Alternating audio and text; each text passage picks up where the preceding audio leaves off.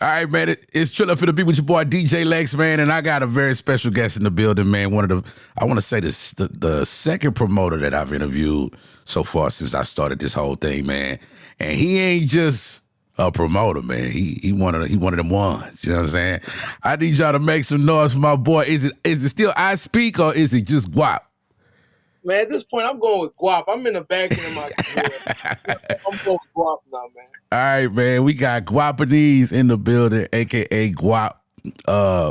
It's a pleasure to have you on the show, bro, because you was on my list of people for people to talk to. And you kind of just hit me up, and it was the perfect timing to make it happen.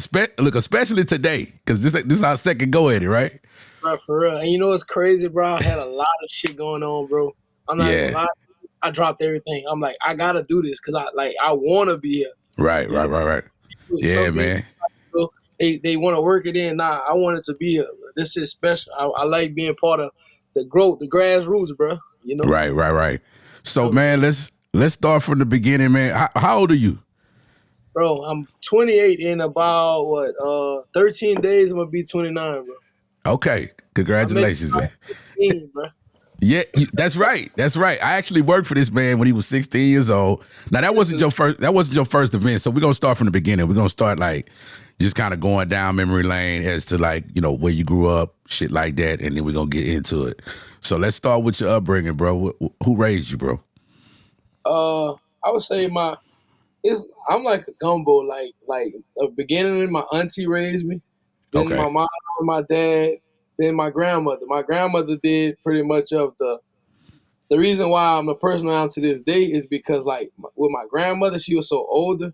It kind of like I had to just like be a man early. Like it just like so that's why like to say that the age that I was and I was like able to rub elbows with people like you was because I kind of had that older upbringing, like, you know, fend for yourself type of shit. So that's why I like, you know. Right. Okay. So what, like, where did you grow up? What city? Oh, man, one of the best cities in Louisiana, man. Opelousas, you know. That's Talk about it. You know? Talk about it. I didn't know you was from OP or Lawtell, because somebody told me you was from Lawtell. I'm like, I don't think so. Friends is from Lawtell. Okay. Morgan and Harold, you were the people I met with you. You know, that's how I met you through them. Oh, okay. And our high schools, I'm from a little sub-city called Play Zones. I'm really from I was raised in Play Zones. And Play Zones and Lawtell go to the country school Northwest. So, you know, that's the school I rep that black and gray. I believe that. You dig what I'm saying? Shit, Chad, man. I want to give a little shout out to Opelousas High for winning state championship. You know what I mean? That's my boys, that's family, but I'm a Raider till I die. You dig? Well, one of them niggas, I think he the top dog over there. That nigga look like he 30. Oh, which one? The running back? The one that was hold on, man. Somebody, yeah, that's him. That's him. That boy is cold, bro. That boy is cold. He put the work in. I'm not gonna lie. Like I watched this kid develop to the he really put the work in. Like you dig what I'm saying? Like he wasn't just always the most talented.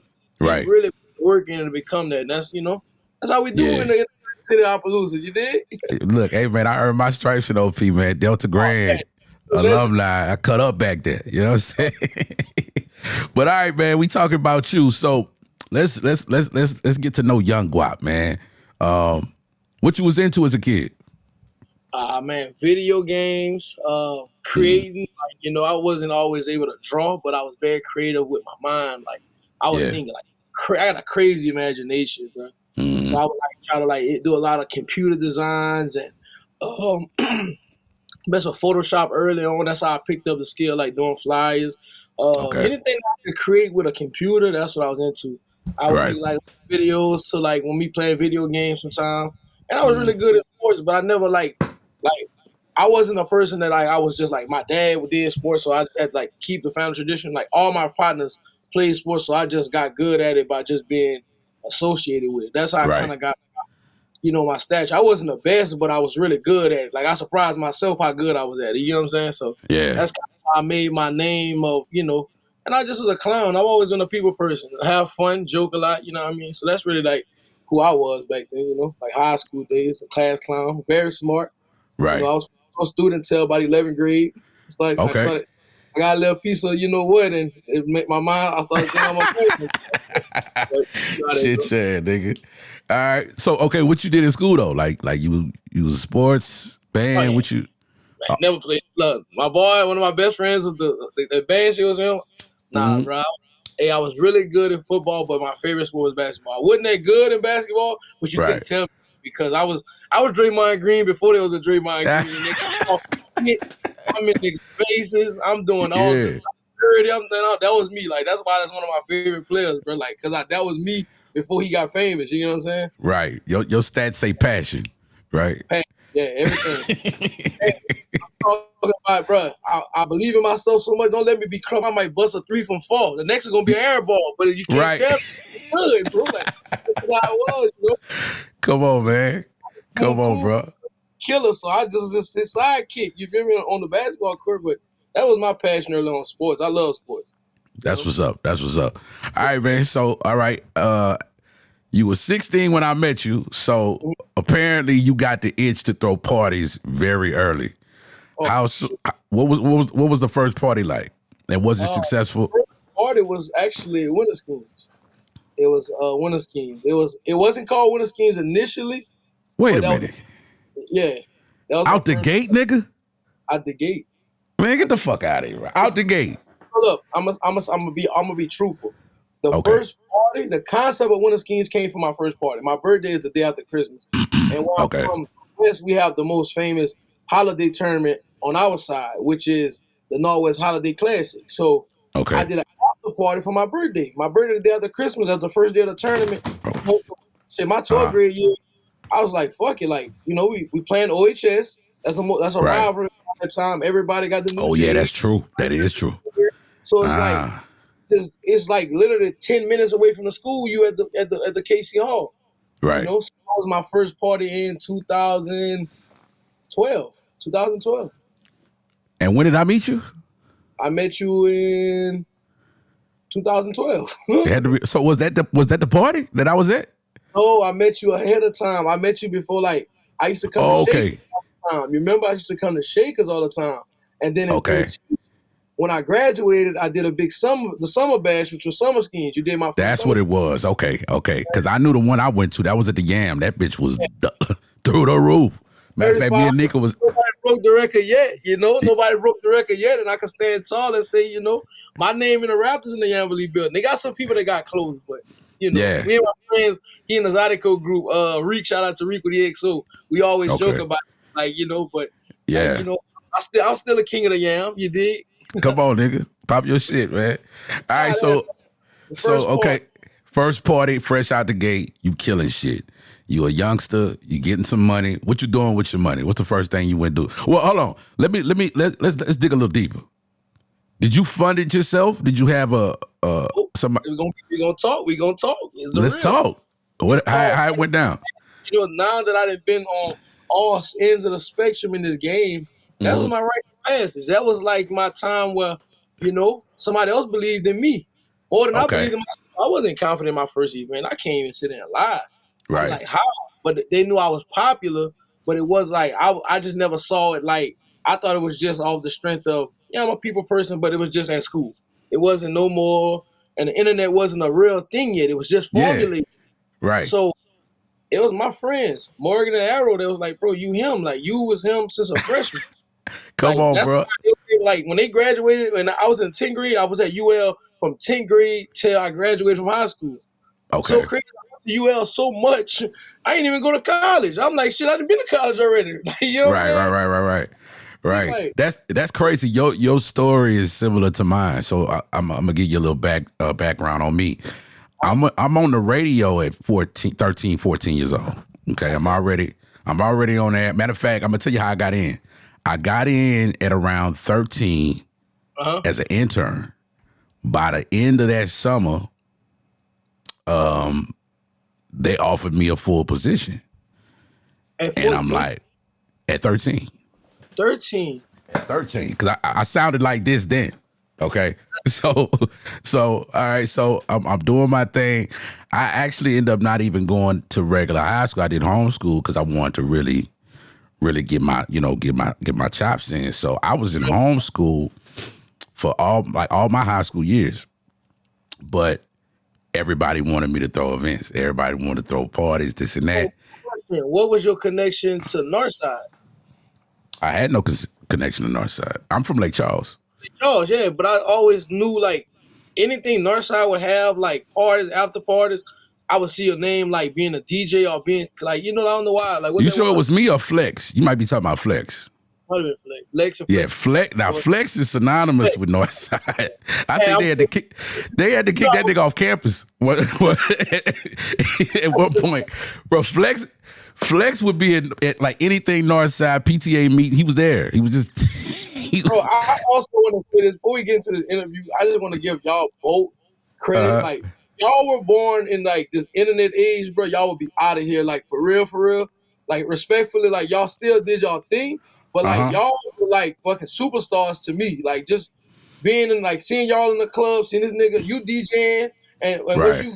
what you going viral for now? I'm seeing that live back nigga, then. Tell him, like, please tell him. This nigga not even on the stage. This nigga on the bar. This nigga turned the bar to a stage. Yeah. This shit crazy. Like, I saw this shit like while it was happening, not like after the fact. Like, I saw it like, that's like when niggas saw Michael Jordan jump from the free throw. Yeah, that's how I feel. I think I had been at it for a while because I moved to Lafayette in 2004. I didn't start DJing in the clubs in Lafayette till about 2005, and it was a crazy story. I didn't know, like when I moved to Lafayette, I didn't really know Lafayette like that. I had been here before, but I never really like went to anything or anything like that. So when I moved over, I was working at Hot 107.9, and for better or worse, it's like a white hip hop station, right? So the clubs that's promoting with them ain't necessarily for us. You know what I'm saying? Mm-hmm. But I ended up going out to the clubs with them, just trying to figure out like the Lafayette scene, where the black people was. I was looking for that. And I didn't find the black people till I went to Opelousas. When I walked into the Delta Grand, matter of fact, I take that back.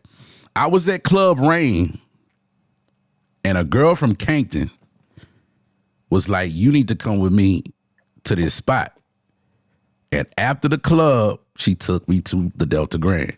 Now, make a long story short, Bobby Kaye, that's who I worked for when I was a teenager in Lake Charles. He had a Strawberries in Lafayette. He had a Strawberries in Lake Charles and one in Alexandria. And when he had the one in Lake Charles, I was a 14-year-old DJing in that bitch. And when I seen him when I walked into the Delta, I'm like, nigga, I'm home. It's up now. You know what I'm saying? Crazy. Yeah. Like, I'm gonna be real. This nigga Bobby Kaye, bro, like, they really need to write a movie about this dude life, bro. Yeah. Like I'm gonna be real. If anybody, like, that's who I look at, if we being honest. Like, I know we don't run the same race, but it's different back then. But from now on, but yeah, I ain't lying. But at the same time, that's who my Jordan is. You feel me? Right. That's who I look at. You dig? Yeah. Now to say you got the record at the Yamboree, I mean, that's about 2 times the size or more than the Delta Grand. So to say you were able to draw that many people, bro, 19. I mean, you hey man, you was doing your shit. I'm sure Bobby didn't tell you proud of you, if y'all haven't ever talked. I was so thankful that, like, he had came back and went get Karma, the old Karma, for a while, and had much running Delta Grand 2. Yeah. And I did a lot of shows with him. I did about like 2 of my biggest shows in Lafayette was with him over there. Yeah, man. Yeah. No, you always drew big numbers. Every time I heard your name, I already knew it was gonna be something big. That's my thing, though. As a promoter, bro, like, everybody got their, I try to compare like sports to promoter, like, me, and I'll be real, like, this is the real me, like, I'll go for home runs. I'm not trying to get on base. I'm not trying to steal no bases. Right. I'm swinging for the fences. So to come to a Guap event, I'm known for this motherfucker gonna have thousands of people, hundreds of people, or nobody. I don't have no nights. It's either a no night or a for sure night. You get what I'm saying? Mm-hmm. And that's how I just run my business. Like, I only want to do events, because I want to be like the next Rolling Loud. Like, that's what I'm working. Yeah, and man, Lafayette, this area needs that. Like, the closest thing I want to say this area ever had to that was like Q-Nick back in the day. You ever had a chance to go to one of those? I always heard about them. I never went, but I always heard they were legendary, man. And I don't know why Lafayette got away from that. Because he always tell me about it. You didn't know that was my uncle, huh? Who's that? Vinny. Vinny V? Yeah, that's your uncle? Yes, he always tell me about that, bro. Like, I hear about it. I be wanting to emulate it and bring it back, but it's like, we live in a different age, just different things that gotta be done. But I ain't lying. That's what my mindset going forward. But I guess we're gonna get into that later. Yeah. So okay. You throw your first or your first event is successful. What's your second event? I went from when it was called, I forgot what we called it the first time, but then the next event was I did the Yamblee. I did the Yamblee for graduation. I think I called it like Return to the Winter Circle or something. I was into currency heavy at that time, so I was kind of like dropping like I would like let me tell you why I became a promoter, bro. Mm-hmm. Like I always could rap, like my whole life. In my family, I went talent shows and shit like that, but I didn't have enough, like to get on the internet and be a link in my bio type dude. So I was right. I'm gonna just act like I'm a rapper, and these my shows. So I treat these shows like mixtapes. So I drop the covers, and it's like me dropping my mixtape. Like that's how my mind worked. Like so I called it Return to the Winter Circle, bro. Okay. And it was at the Yamblee building. I got a picture. I'm gonna send it to you. Bro, I swear to God, we did probably 300 people, 400 people in the Yamblee building. It was halfway filled, right? Mm-hmm. That was hands down one of my best parties. The lights went out. Nigga, the DJs, they started beatboxing on the goddamn speakers. Everybody started rapping. The whole crowd going live. The emergency lights come on in there, and like it ain't that big, but that was like I took a picture and posted on Instagram. Remember back then you could post shit like it wasn't all about right. When I posted, I said halfway, but I promise I'm coming back for you. Yeah. And I went back to the AC Hall for a little while till I couldn't put no more people in there. And around that time, that's when I came out with the summer schemes the following summer after I graduated. And that's when shit took off. Like, wow. It was crazy. Now, KPC Hall days, how many times you ran that place? Oh, I did that one at least 6 times. I did, because now I'm thinking about it. I don't really talk about it as much, but shit, I didn't meet you till the next year after I started doing events because I ran. I did after I graduated, I did Thanksgiving. That was my first show called Drinksgiving. I did Drinksgiving, and then the first winter schemes was at the Casey Hall. Gotcha. And then then after winter came, I did a Good Friday party at the Casey Hall, and it was so packed. Like it got shut down at like it was wall to wall. We did 500 people at like 11:30. So good Lord, we just took the party after it got shut down. We took the party and went to Walmart and just like had a party in the parking lot, right? Right. Free. Everybody was pulling up. The cops came. But it was, it's fun back then. Yeah. So I got to go to another building. So then I went to the Malibu Event Center for the first Summer Schemes. Summer Schemes 1. Mm-hmm. Yeah. RJ at the time, he had came and he did a little feature. My boy Mikey was on it, and we packed that shit out. It was like, literally the person that was doing the security detail was like, you can't do no more parties nowhere else in Opelousas unless it's at the Yamblee building.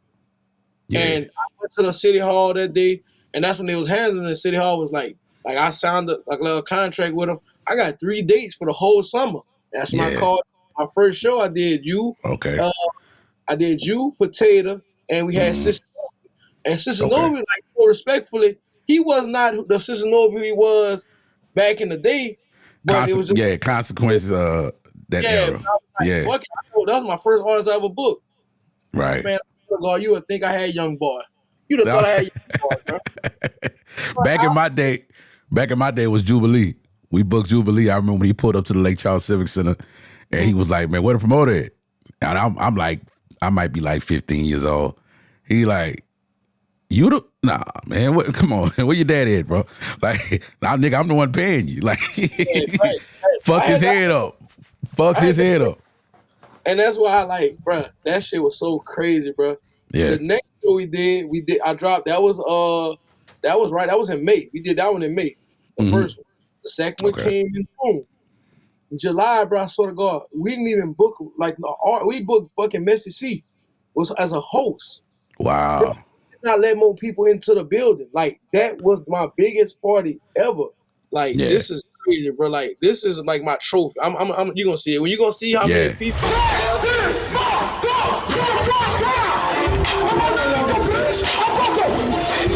Bro, that was when Vine was out. Now you know I've been popping since Vine. Yeah, bro. nigga.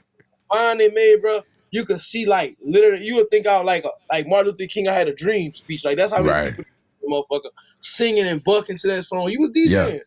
Yeah. I was like, bro, that's crazy. What did that feel like? Like, you know, growing up doing that.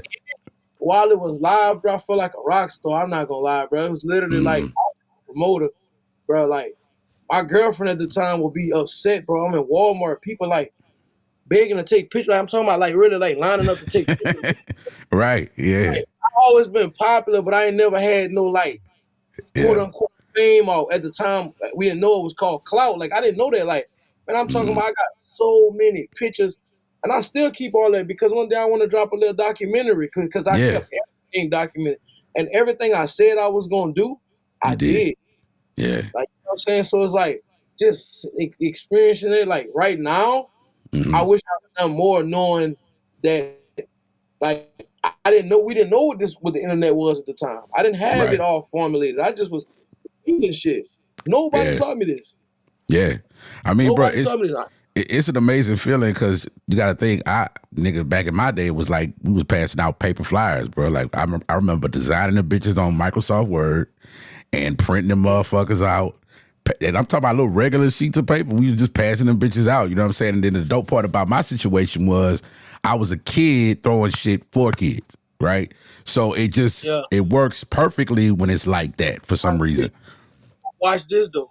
This is the crazy thing. And that's why, like, I still got to pay the price for that at this age. I've been doing this shit for 12 years, bro.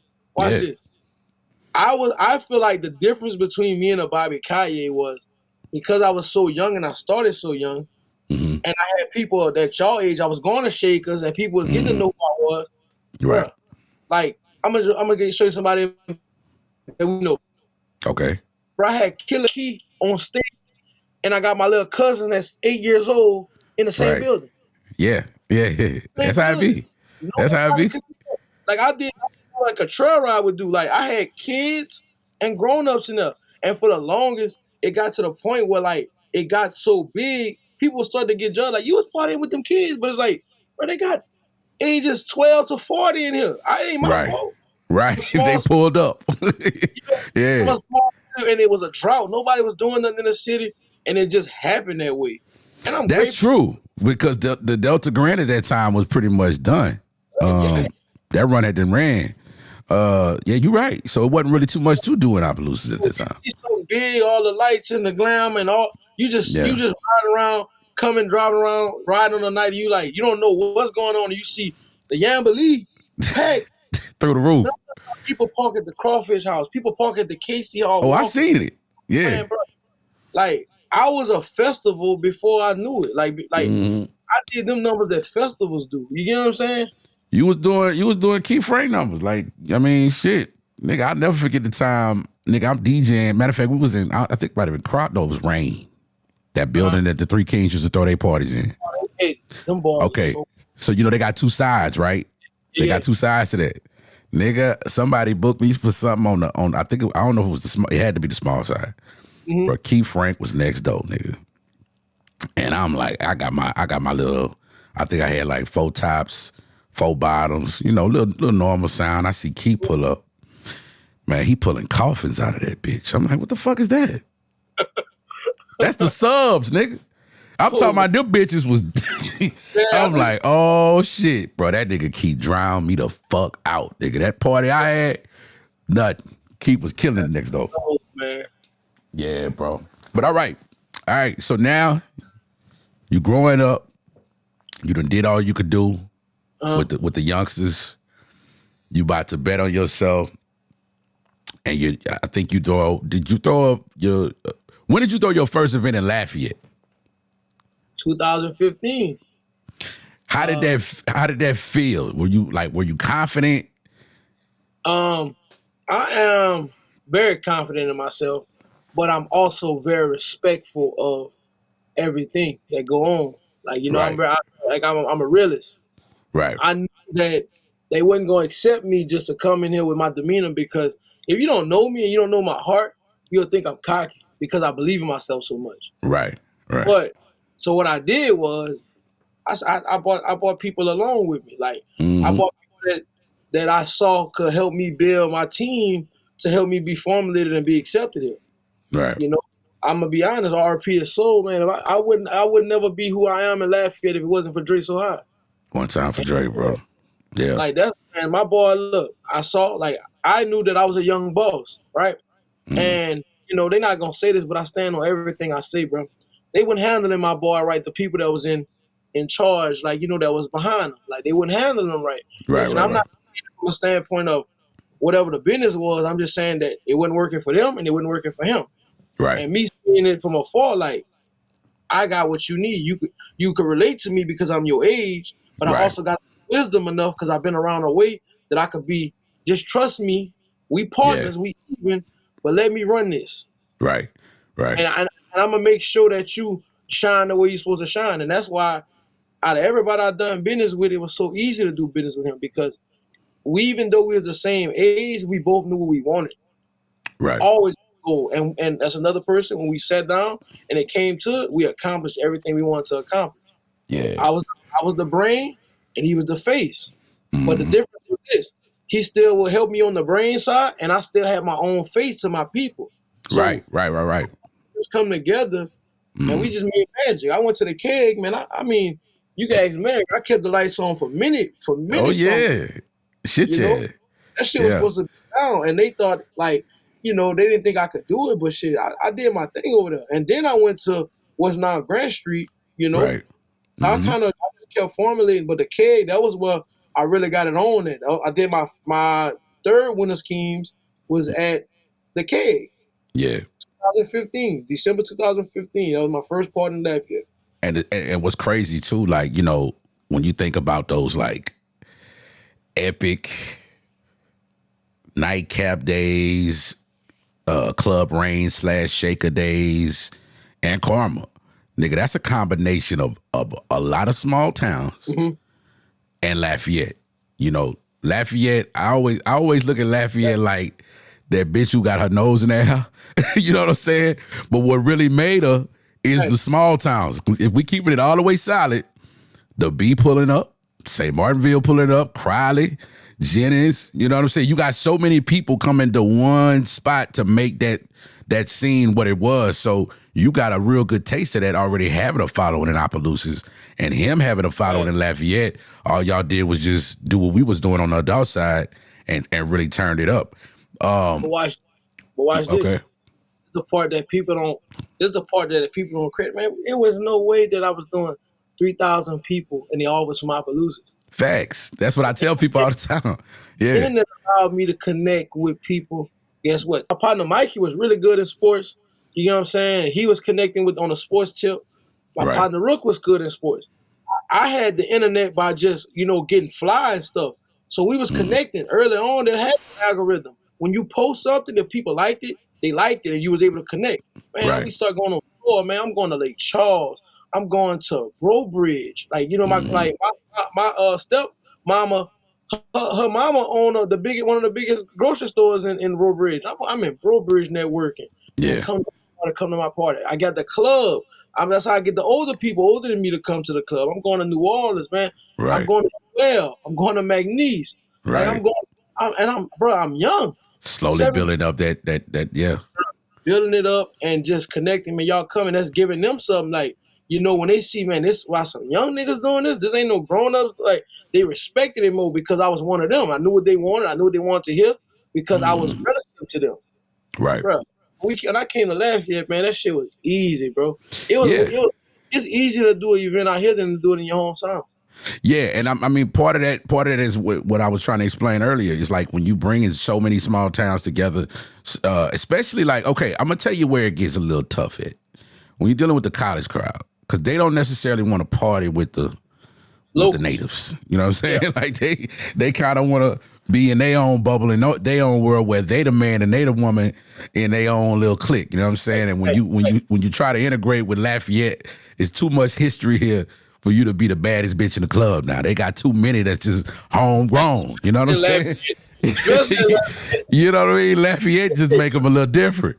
You flew here. I mean, I grew here. You flew here. Right. And I think that's the only time it gets a little kind of funny with the crowds. But the fact that you was hitting up all those spots, bro, that's smart, because all you doing is just grabbing more and more people to add to that crowd once you finally throw an event. If you don't mind sharing with me, what were you doing out there in McNeese and when you was hitting these spots? Were you just networking? Man, bro, it was organic, bro. It was all organic. Yeah. Sometimes I go out there to just hoop and catch a little run. Sometimes we go for 4th of July, they would always do something at the Lake Charles Beach. Yeah. All these people out there, like, we just going on different things. Like, it was all organic. It was never planned. Like, that's what I thank God. Like, it was never like, oh, we going to promote a party. Right. We just, the way my marketing scheme was, my party is the Super Bowl, but the process is like a party too, because you can see it online. Right. You can see us. We giving you a party experience by us just pulling up and we shooting the shit. Right. Regular season. It's just regular season. We ain't got to the nitty gritty yet. And so excited about all the different factors, because I was never heavy on flyer.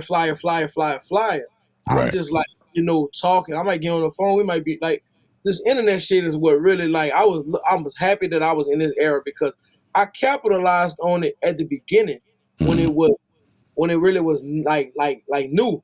Yeah. I was ahead of my time. You get what I'm saying? We talked about that, being ahead of your time, So it was like, in them days, it was like cavemen, and I come out with a cell phone.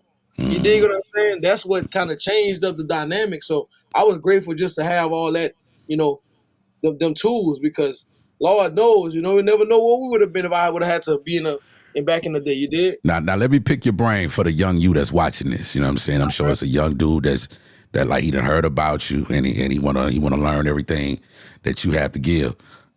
Back in those days, what was your method of promotion? Like, was it strictly hand-to-hand social media, pulling up? What was your, like, give me a run through of what you did to prepare for an upcoming event? Okay, so I gauge the event, and I look at everything I do. I embody myself. Who do I want here? Mm-hmm.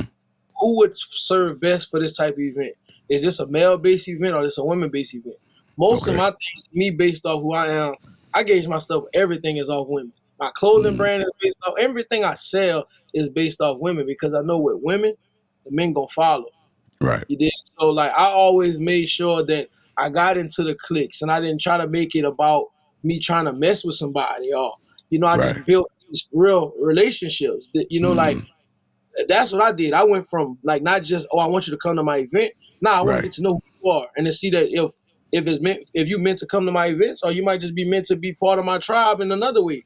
But anyway, the fact that I build a rapport with you, you're gonna support me no matter what, because it's gonna be something I do, and that's something I still use to this day. There's so many people that don't even come to my events no more, but because they didn't grow, they got kids, man, I still might send them something for I see they got a baby. I'm gonna send you something for your baby shower. I can't make it all. If you, like, people invite me to their wedding, it's people that they met at my parties that got married, got kids. I go to their weddings. Like, it's more than, that's how I am with everybody. It's an event because it's real life. I try to use these events as a safe place for people to really come enjoy themselves. Leave your ego at the door. That's why my events, you see people sing every song. You see people really be, like, really embodying themselves and having a good time, because I try to be different from what's out there. Like, they got a product for people that they could go to this club or that club. I know I'm different. So I just always use the fact that I have a different product than everybody. And I'm cool with our product not being for everybody. Right. I don't want everybody at my event. I want the people that this product is made for at my event. So it could be, and who want to come out and support. I mean, that's all it's ever been about. Okay, so let's get to the point where, because it happens to everybody, somebody not really feeling what you got going on, it starts to become silent competition. They ain't really saying it, but you could feel it. You know, either they want to throw something around your shit or on the day of or something like that. When did you start seeing problems in the world of promoters? Because you know that there's tension in that world. Talk to me. You might not believe me, bro. This shit never started till like the last maybe obviously not 2 years, probably the last 4 years for sure. Like so the first 8 years, bro, you gotta understand it wasn't a lot of it's perfect. Yeah. I'm gonna give an example, like, and I name drop. I'm not one of the people that, Oh Lord. Like this what they say, this is going viral, I guess, okay. For me, this game changed after Shakers and Karma had his run in bed. It turned into a promoters market, and I was in the front runner of that promoters market. Right. At the time before my class, and I say my class because it's like, like the Jordan and LeBron, Kobe was in the middle. Kobe was part of both of them. So I'm gonna give you an example. Like there was, if you remember, shout out to, because I'm a student of the game. I don't know if I'm the real name, but on Twitter, you're going to remember them. I reject Slim Hoes. Yeah. What's my boy that rap? He moved to Cali, I think. Man, they used to do a party together, man. What light-skinned nigga used to rap, man? I forgot. I'm going to have to ask Arrow about him. But they used to do a big party at Shakers together. Him and a dude. You had Jay Lee. Huh? Not Ash, huh? Not Ash, no. Ash my brother. I forgot dude's name, bro. He used to be run with that. His little crew was called like Tight Shit or something. Splash. Yes. I can't think of his name. It's not Ralph. What's that nigga name, man? He used to run with Jay. He got dreads. But no, he wasn't part of Jay Leno. Like he wasn't part of Jay Leno. But just being a student of the game, it was them. Okay. They was on the Twitter space, right? They would have. I remember that. Yeah. Mm-hmm. Then you had Jay Lee and Killer Key. I looked at them similar because like they both was separate, but like Jay Lee was like college based and Killer Key was like the first like Vixen, like first woman in the Lafayette space. Like she was a promoter, right? They always ahead of time. Like they wouldn't. They was like the first coming. It wouldn't have been no us if it wasn't them. Well, Jay Lee go further than that. Jay Lee.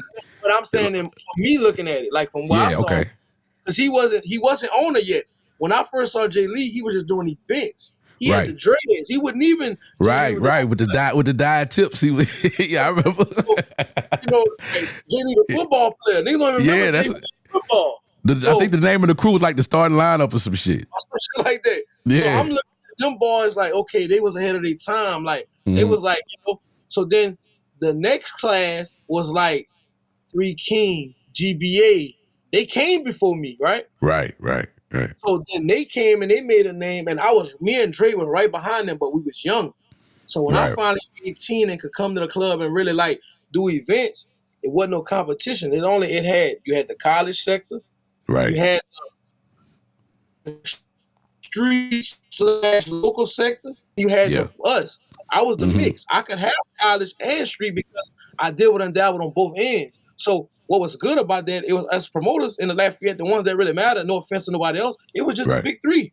It was Jay Lee college, and it was Three Kings GBA, and then it had me where I could do events with both sides because I'm young enough to go to college. I'm college age, but I'm from the streets, and I got people connected from the streets. I could do business with both ends. So it was never no stepping on toes. We all had respectful dates, and in between, we worked together. I could say in that circuit of 5 years, bro, I made the most money and had the most peace with just how we was running things, right? Right. So when the shit come to what you asked, the first question you asked has been like some shit is because now you got people that never had their rites of passage. I don't know everybody's story. I know where you're going. But I know Jay Lee had to eat some shit at the beginning of his career to know I can't do this, and because I learned from him. Right. I talked with him. He taught me the same thing as Fig. Everything didn't go well with them early on. Like they had the ups and downs with the shit, but they learned, but they went through it to get to where they at now. Right. Yeah. Mine was when you asked the question, my partner fronted me most of the bread. Right. for the early investor. You had an investor. Like my first 3 events. So I wasn't really making a lot of money. Like he wouldn't jacket me, but he could have told me whatever it was, and I just was happy that I had a popping event. Right. But then as I start maturing and I start realizing that this shit is bigger, that's whenever I went on the run that's when I had my first big events.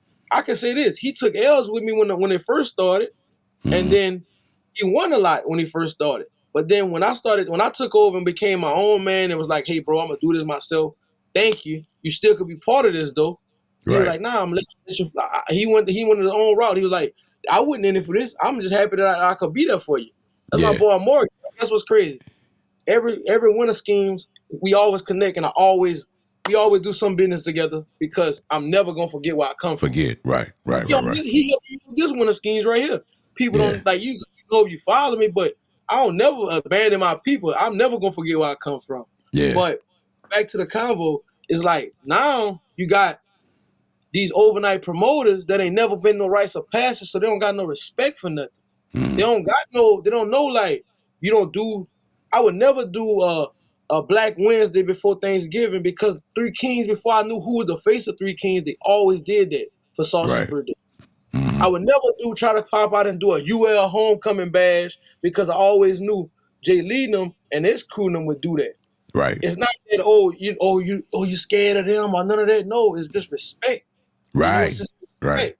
You know, it's like I call it like the promoter ecosystem. You know what I'm saying? Everybody can exist in the same place. Ecosystem, right? Right. And you know, people get mad when I talk this way, but it's like these overnight promoters. And you know, some of them are good, some of them are terrible. But they don't know the unwritten rules. Just like in the NBA, when you up 15 points, you don't go dunk at the end of the game. Why do you think they be it's unwritten rules, right? Right. They just don't follow no rules because they never came up underneath nobody to learn. So they get into it with me because, you know, Jay Lee, he grown. Norman, they grown. They doing their own thing.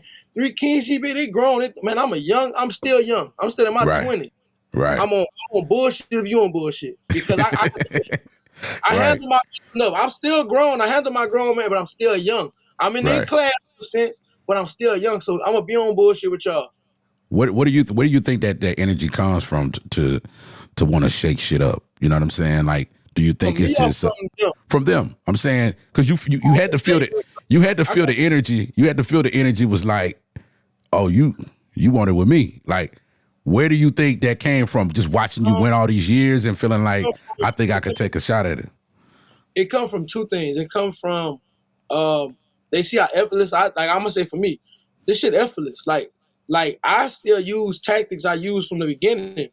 I can say sometimes, you know, I'll say like last year I would stop growing in this game because I was so ahead of my time that I was still I was doing everything. I've run the same plays from 5 years ago.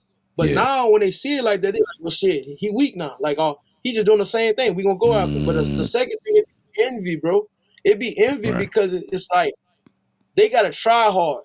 With me, I'm the nigga that come in and come out whenever I want. I don't got people don't even be knowing I'm a promoter. But then when they see event pop off like a Saucetober or some winter schemes or Drinksgiving, it's like, damn, I thought he just another nigga that just come to the club because I don't carry myself like, oh, I'm a promoter. Oh, I do this. So it's like why to them, why I gotta work so hard and he could just come to this bitch and do what he want. So it'd be kind of like, you know, think about the time you don't put in. That comes with wisdom. Because they didn't come learn the game from nobody. Right. Tell you who Guap is and how he exists in the ecosystem. Right. They looking at me as a lunch. Yeah. But I'm like, bro, I might move slow, but you bite me, you're gonna break your teeth because I've been here. I've been in here longer than some of the niggas they look up to. Right. You know what I'm saying? Like I'm really been in this shit. Like who could say I never worked a job 10 years? I never worked a job 2 years in my life. I've been a promoter for 12. I'm on 28. Yeah. And I can say that with my chest. You dig what I'm saying? Like, and I be playing humble a lot too. That's another thing. I don't put everything in people's face like I should. Like, so. Well, there's grace, you know. There's power that comes with grace. And if you move with that, you'll never regret it because you will always receive the energy you put out, right? Yeah. So you never want to turn into them, right? You want to continue to be Guap, and it's work for you thus far. So don't ever let the noise get in to make you ever think you need to switch up anything that you're doing. Just know that you that dude. You know what I mean? Facts. And I could say this too, like you say, for that young boy that's listening. Bro, I done lost confidence many times. Many times I done lost confidence. Right. But I had to sit there and realize, look at who I am, look what I've done, and look how I was able to do this. Mm-hmm. Nobody gave me a blueprint. I didn't have a big dog. I did this shit trial and error. Yeah. I did all this shit so the next nigga don't have to. Y'all could come and ask me. Mm-hmm. You know, when I was young, I'm doing business with somebody now, and we was talking, and he was like, "Bro, I feel like you never gave me an opportunity. Whenever I was trying to come through you." He was like, "You know, I feel like you held your nuts on me." I say, "Bro, I'm gonna be honest. Back then, I wasn't in the space to really manage a team because." I say, "How old are you?" He said, "Bro, I'm 27." I say, "When your birthday?" See, my birthday in January, I make 28. I say, "Bro, I'm literally 1 year older than you. So just think about that. When you was hitting me up when you was 19, bro, I was 20. Yeah. I didn't have the wisdom that I have now at 28 to you was figuring shit out. Yeah. Yeah, like, you know, but because it was so big and because I did shit so gracefully, they thought it was just like arrogance. So they thought it was, I just was going with what I know and what I felt. But a lot of that got to do with perception too. That's how they perceived you. Like, you don't see yourself in your greatest or grandiose moment because you still, like we said, you still trying to figure shit out. I'll never forget the story Matches told me when he first saw me at I think that was what was the name of that club, man? The Plaza. And he was like, "Man, I see you walking in the club with all them girls and shit, man, just wishing." I'm like, "Nigga, you don't know what the fuck I was going through back then. Like, you don't know what life was like for you to be thinking that way." You know what I'm saying? So for a person that's a year under you thinking that you had all this wisdom to give when you was really just getting your feet wet on a mature level. You dig what I'm saying? Because you were doing younger stuff when you started out, but to move to that next level, I mean, you said you had confidence at the time, but I know for me, it was not that simple. I mean, even though your crowd grows with you, there's other problems that can come in when you start dealing with clubs. You know what I'm saying? Violence. Oh, it was definitely heady. It's all kind of shit. You know what I'm saying? Like, I don't think I wasn't just confident. Like, this is just a lock. Nah, I was confident to know, like, you know, people. You know, I used to be scared to talk about this shit, but like where I live at now, in my heart is like, it is what it is, bro. I believe in God at a crazy level. Like, I really got crazy faith. You know, like, so me, I just know what's for me is for me, and he gonna see me through it. You dig what I'm saying? So that's why I just stand 10 toes on. It's gonna be hard, but we gotta get through it. Yeah. Everything I do is hard, but I know that the reason why it's hard, I'm playing life on hard. But you know, when you play life on hard, you play a video game on hard, you get a bigger reward. Right. These big events is just my biggie reward. You dig what I'm saying? Yeah. And when I don't do things the right way, that's when I can fail in front of people. A lot of people these days scared to fail, bro. Yeah, man. Hey. And I'm gonna get up every time. Bro, when I started doing this, I had an iPhone filming me. I didn't have all the equipment I started out with. Matter of fact, if you know HB Tucci, he can tell you, man, I had a laptop on a fold-out chair back in 2020 when I decided I wasn't gonna DJ no more. Like, when I said I was just gonna go all in. That too, by the way. Well, let me tell you what it was. Man. My last gig, I want to say, well, one of my last gigs was in 2019, and it was in Jennings, and somebody died. Like, nigga, I'm in this event, and a dude got killed in there, and it's like, it's kids, it's adults in there. Like, it just wasn't supposed to happen at this type of event. You know what I'm saying? Like, it was just crazy. Killed a dude in there, and like, at that time, I wasn't getting what I wanted out of DJing. And I don't know if you know this, but the game used to pay. Like, I remember getting $500 a night, you know, working at Shakers. But somewhere along the line, when I'll tell you this. We talked about this over the phone. A lot of people don't know that the Lafayette club scene was not owned by blacks. Like, we didn't have no type of ownership other than Bobby Kaye, right? But But other than that, it was white folks that owned the buildings, and it was black folks that was filling them up, right? So when I worked for those white guys, I got paid very well. It wasn't until we got back control, like you said, it became a promoter's market. All of a sudden, they wasn't willing to spend that type of bread. And they wanted multiple DJs, kind of like what we had in Shakers. Now, I'm going to tell you why that happened in Shakers, and it happened at the Delta Grand, but really more so Shakers. When me and Jason had the conversation about me coming back, this was like in 2013. I think Sinister was working there, and that didn't work out once I got there. Pause right there. Remember that. You know, I was in them doors. Bro, niggas was acting like Michael Jordan unretired when they was like, Lex coming back. Lex coming back. Like, niggas like, I'm like, that nigga DJ. Like, not no disrespect. I'm like, that nigga DJ. That nigga Arrow was like, no, this nigga ain't a DJ. This nigga is a DJ. And then that's when I started paying attention to you, and I'm like, oh. Yeah. And we had a couple of runs together. Like before it was called Shakers, it was called Club Rain. That was a whole nother run, right? So I come back in 2014, and we winning like a motherfucker. And I want to say Karma had just shut down. Yep, I was there around that time. And we had the pool in the club. Niggas don't know that.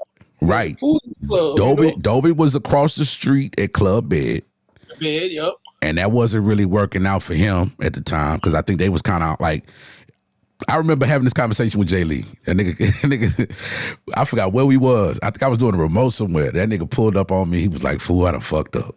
I said, what's wrong? Man, I got 2 clubs on my hands. And he said, I probably should have just stuck with Bed, and we just would have shared the crowd. But what happened was he created a whole nother spot. So now they both got to be successful to pay the bills. And Shakers was running strong. He was doing what he was doing. I think Friday nights was his biggest night with Wo Chi them at that time. Yeah, first Friday. Yeah. And Dobie was across the street.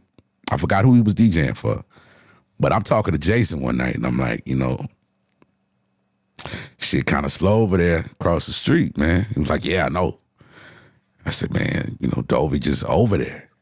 He was like, yeah, I know. I say, shit, there's only 2 other people I could see giving us problems down the road. You're like, what you mean? Like, we winning right now. I'm like, but all it take is for that, whatever that other spot gonna be, to have a DJ that's solid enough to keep the people in there to give us a hard time down the road. So I'm like, why don't we just scoop Dobie up and shit, matches? He the only other one, because Chill was on tour with Kevin Gates at the time. Yep. You know what I'm saying? So I'm thinking, man, let's just grab them, and then ain't nobody to go against us. Right. He said that he thought about it. He was like, so what you mean? I'm saying you don't want to leave a nigga out there that's going to give your competition enough energy to fuck over you. Get the DJs. And that's how that happened, bro. All 3 of us in that bitch, and we went on a run, nigga. I want to say from 2014 to like 2017, we could not be stopped. You know what I'm saying? The only person that got in our way was us. If you know the story, you know the story. That's gonna be like, you drop that Shakers reunion. Like, we gotta do that for Lafayette one day. Like, shit, man. Hell yeah. But all right. So I remember you taking a break at one time. Tell me where your mindset was and what made you want to do that. Oh, man, there's a lot of things, bro. Like, I started, let me see. I took that big break. You talking about my first big break. My mental was just done, bro. Like, I was just living life like, I was living reckless, bro. Like, I'm like, just, like, how like you see like these stories about like people when they come up and they get all this money, like, bro, that money got me lazy, man. I got big, bro. I got fat. Like, I started feeling love. Yeah. Like, I found God like at a different level, so I started like guilt tripping myself on some shit. Like, just, bro, it was a whole lot of stuff with it, and just like be maturing. Like, I was like on ice for so long because I was like this young kid, but then one day I woke up, I wasn't a young kid no more. I looked past. I had my little brother in my life. I was taking care of him and my sister, like really raising them. I got married, bro. Like I just like doing all kind of stuff, and I just was like, man, this is not me no more. Like I kind of lost me in the midst of all that shit. Like and just like with mental health shit, family shit, like it just went taking a toll on me. So I just had shut down. It wasn't a break, like just a regular like break. Nah, nigga, I derailed. Like just mentally, like I had everything in front of me. Like I left the game at the height of the game. Like I didn't leave because it wasn't working no more. Every time I left, I always left. It never was after a big loss or nothing. It was like some of my biggest events. But I'm depressed. When I'm talking about depressed, like I'm just like you got all these people around you. Like I'm just like in my mind, just I don't want to be here. Yeah. I got 2,000 people in the Yamley building. I'm outside, like just ready for it to be over. Right. I caught myself at that point. It was just like, nah. Yeah. I just thought about it. I never answered your question. You asked why I stopped. So the DJing thing, it was I hadn't got everything I could out of it. And I was better at other stuff. Right. And I'm saying, not that I was a whack DJ. I'm saying it wasn't paying out what it needed to pay out. It was just a thing to do, and I dreaded it. Every time I would go out, I was like, man, I'm not getting what I want. Something got to shake. You know what I'm saying? The commercial game starts to like really turn up for me. The voiceover shit. This is not what people don't know is I've always had a studio in my house since I was 15. So I've been doing this radio production shit since then. Yeah. But what changed the game for me was when Instagram went. Well, it started off with the 15 seconds. I don't know if you remember that era. I still got one. Niggas was buying from it back then. You know what I'm saying? But when they I could afford it. yeah, when they moved that time up, I'm like, okay, I might have something because let's be real, nobody was promoting their events like that at that time yet. It's normal now. Let's be real though.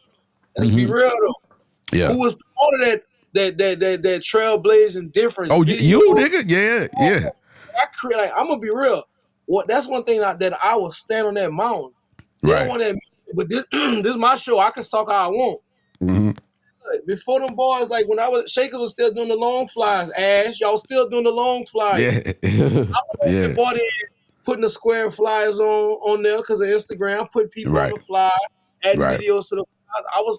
I was that technological advanced.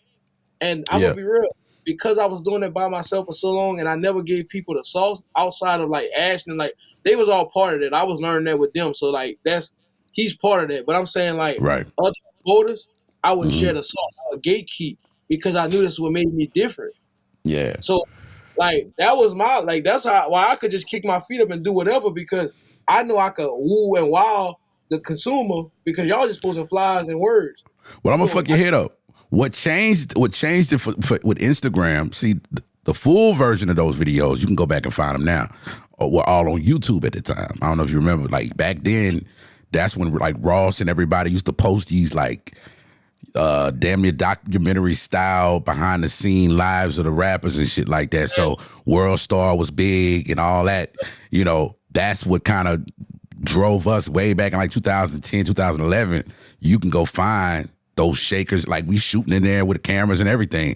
That was already happening, but we weren't doing it on this new platform that was kind of like starting to bubble. Right. So it was happening, but it was happening on a whole nother really, and I couldn't even tell you why we was posting that shit on YouTube, because YouTube wasn't really what it is today. I'm gonna tell you why. Y'all was posting on YouTube because Facebook wasn't so friendly for video. Like video, and not only that, like you didn't want grandma to see that because grandma was there. So right.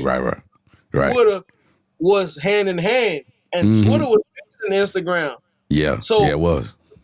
All your videos, you could share them on Twitter, and you could watch them on Twitter at the time. That was the only. Because all you had to do was put the link on there. Right. So that's why I was like, yeah, man. But back to you though on the break. So you said you was going through some things mentally. You was depressed. What do you think brought on that depression? Was it like, bro, I'm gonna be real. I was making at over 100K a year after my second or third year in the game, and just not becoming a person no more. Like just like people calling me for somebody died, they want me to pay for the funeral. Like, bro, like I'm not a football player. Like, you know what I'm saying? Right. Like my people like expected me to just do everything. Like I just became an ATM for my people. Like, and I'm not saying like not like my mama could get anything. That wouldn't. It was like distant relatives. Your people. I know what you mean. Like, yeah, your inner circle. And then just seeing like, you know, not my main like group crew, but like the people around me that they just wasn't feeling like they was getting fed enough because they just counting me, but they wasn't contributing like the way, you know, right. A lot of stuff weighing on me. Take me to 200 grand. Take me to 300 grand. Then we could talk. Yeah. Dude, like some niggas broke in my house, like stole all kind of money out of my house. Like it's just like it made me feel like, damn, is this shit worth the headache? Like, you know, right.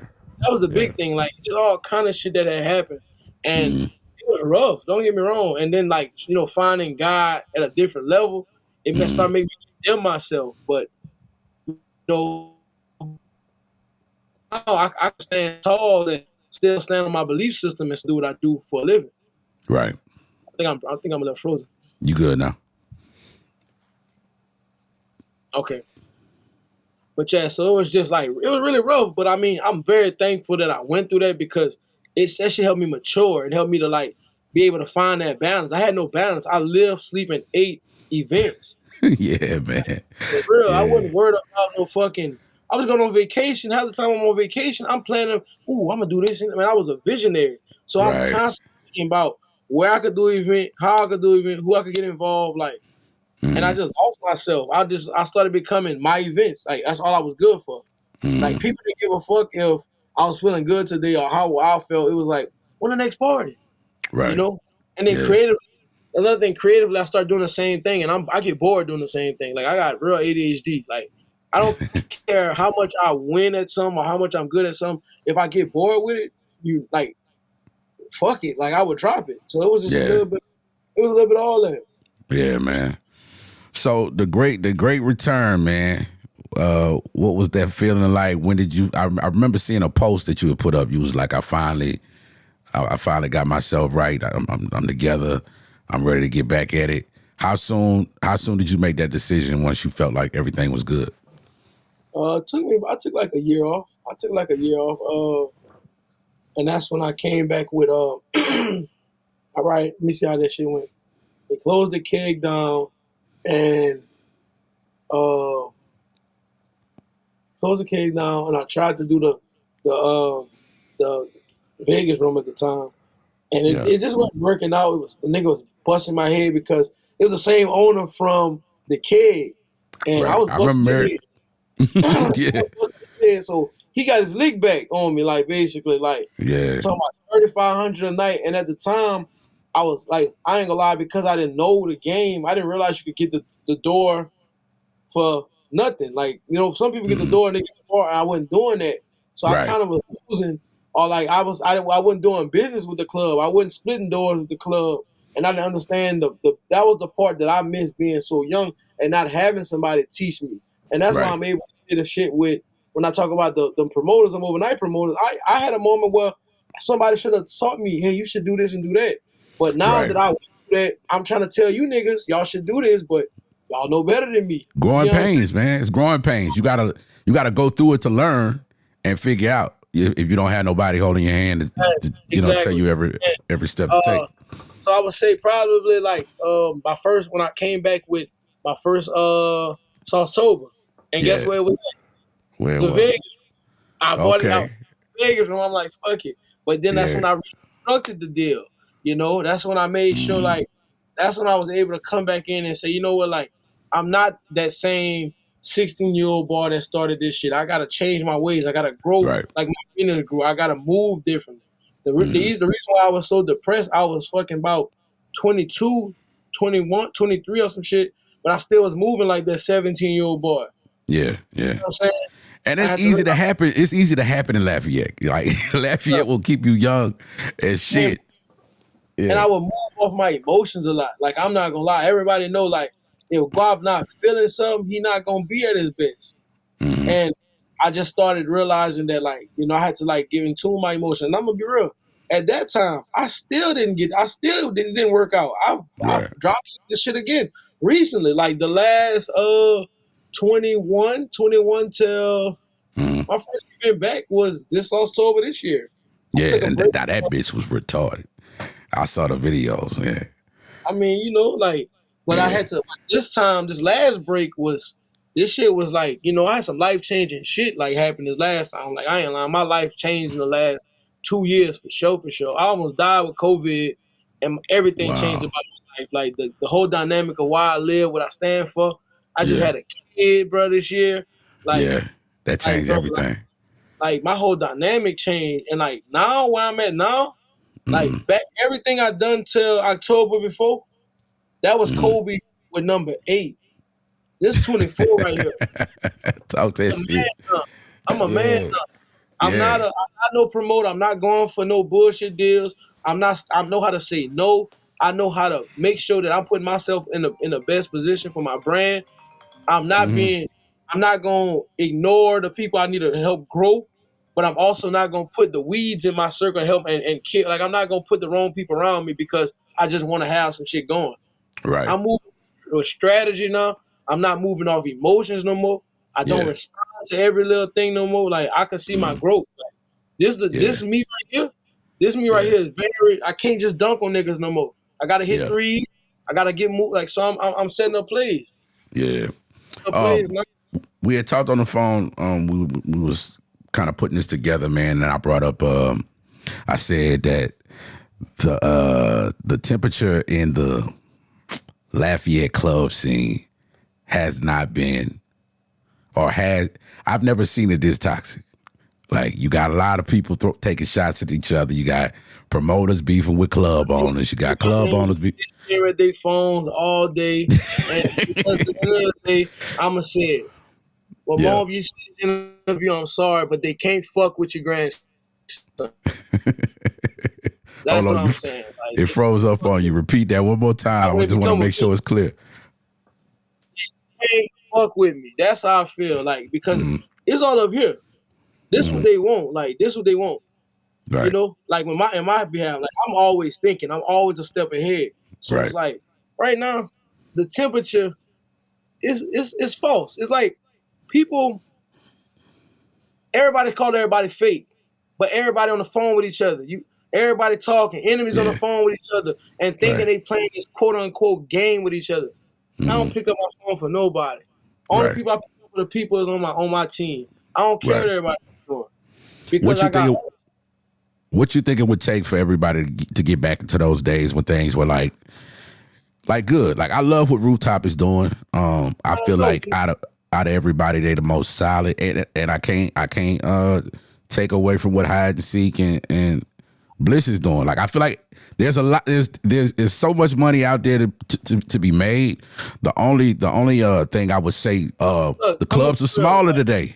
The clubs are smaller today. I give more props to Rooftop because I've never seen anybody be that consistent. They so consistent, and if there's problems over there, you don't even know about it. Like, I've never heard no drama coming from that camp. I think this, you know why? Because guess what? It goes back to that conversation we had.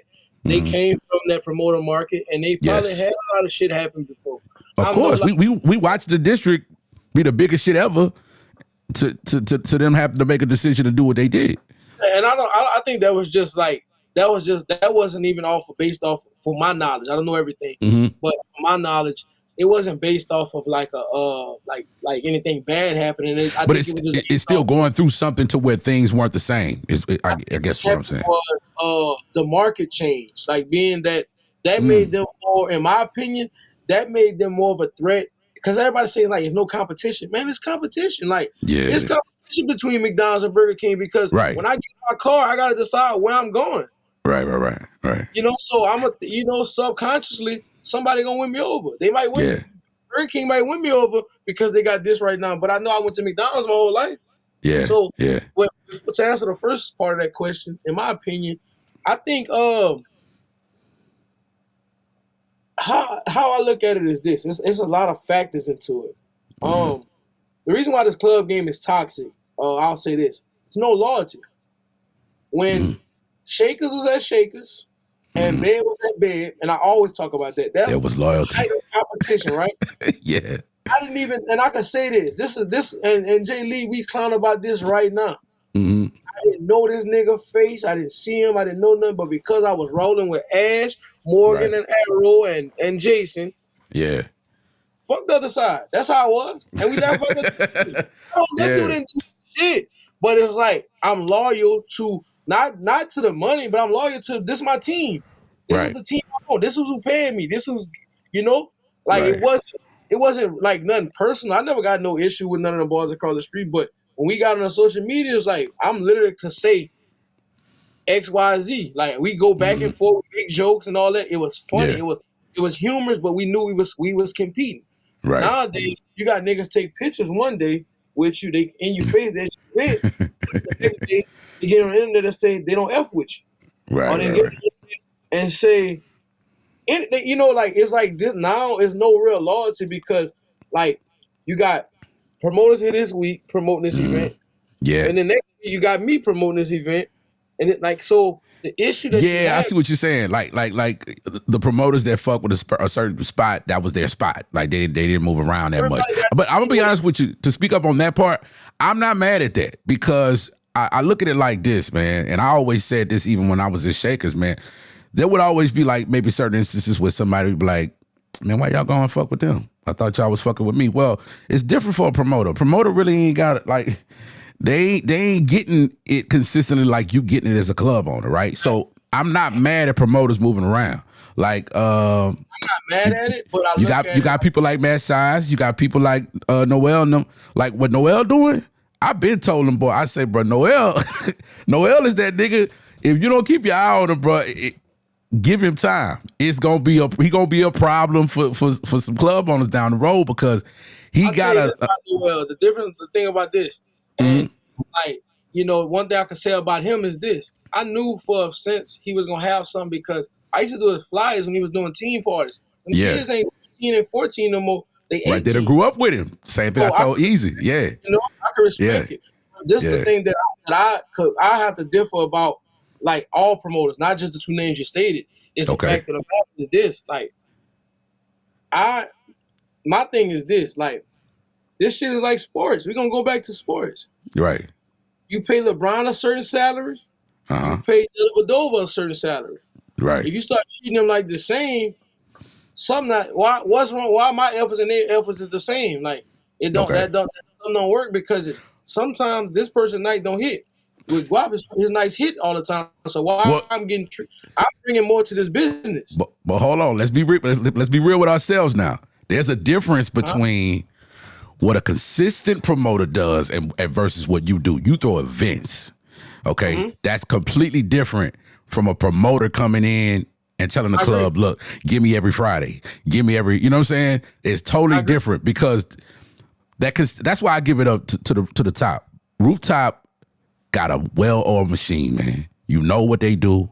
You know what crowd they got. You know how they gonna deliver. You know it's gonna always have quality. They flyers are impeccable. Like, you know what I'm saying? They are on their shit, right?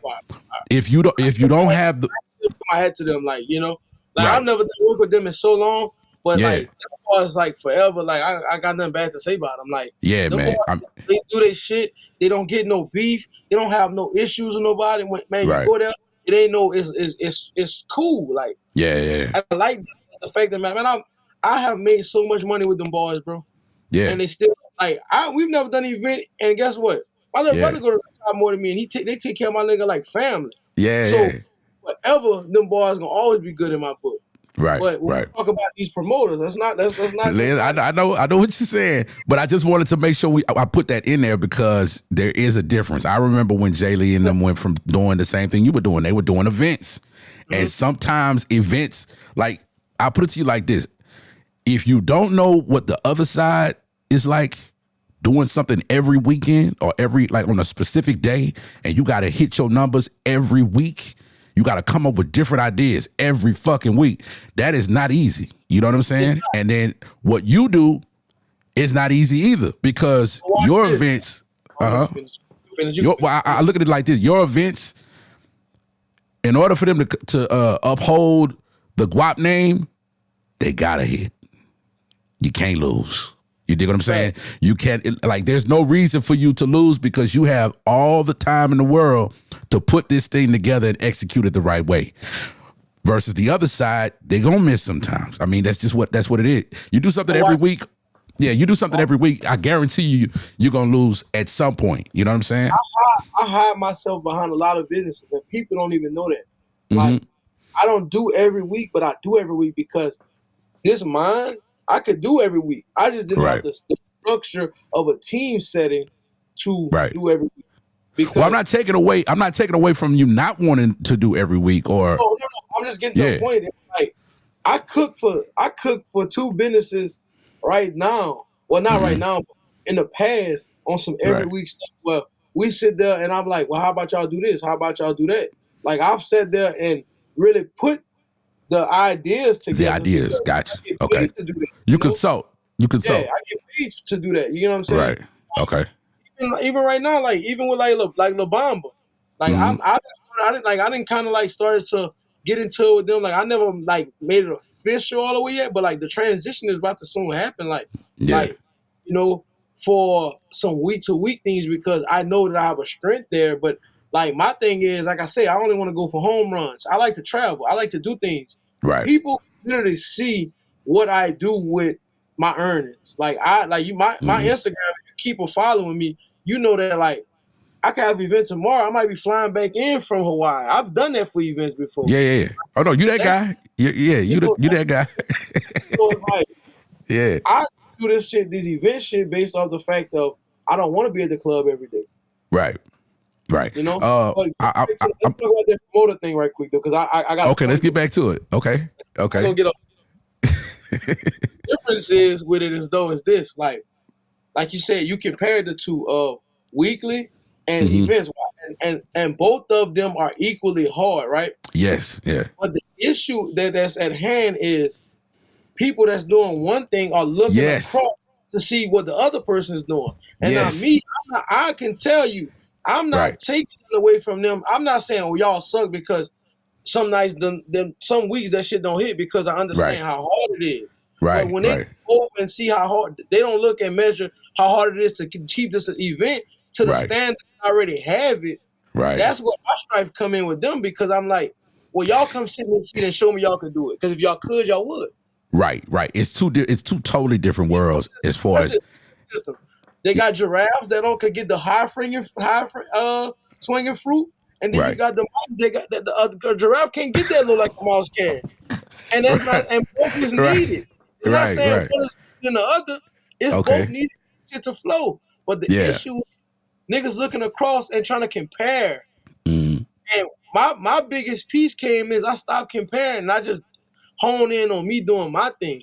Right. So for the people that's maybe watching this, if y'all check this out, my only advice to y'all would be stop trying to get the high swinging fruit that I may have because y'all got some fruit I can't even reach because y'all got a rapport with these people. They see y'all every week.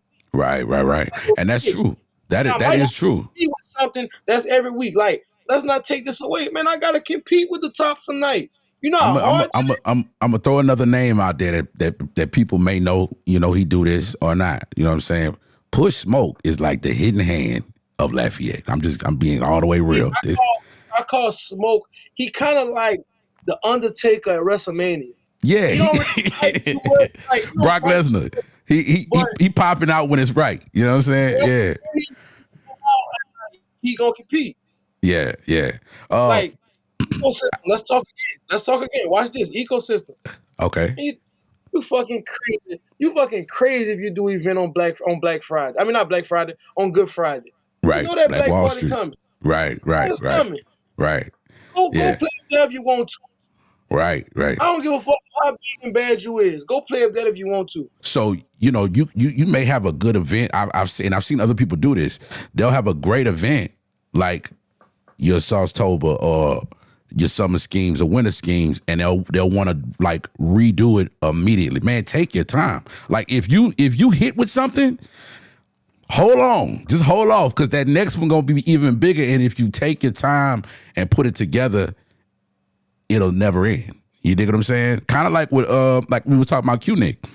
Bro, I know Q-Nick didn't start with like the biggest names in the game, but over time, every year, bigger people would start coming. Me and you talked about festivals that you said you want.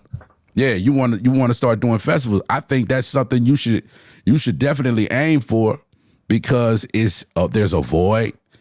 There is no festivals that represent what I call like a hip hop festival, right? Yeah. Trail rides.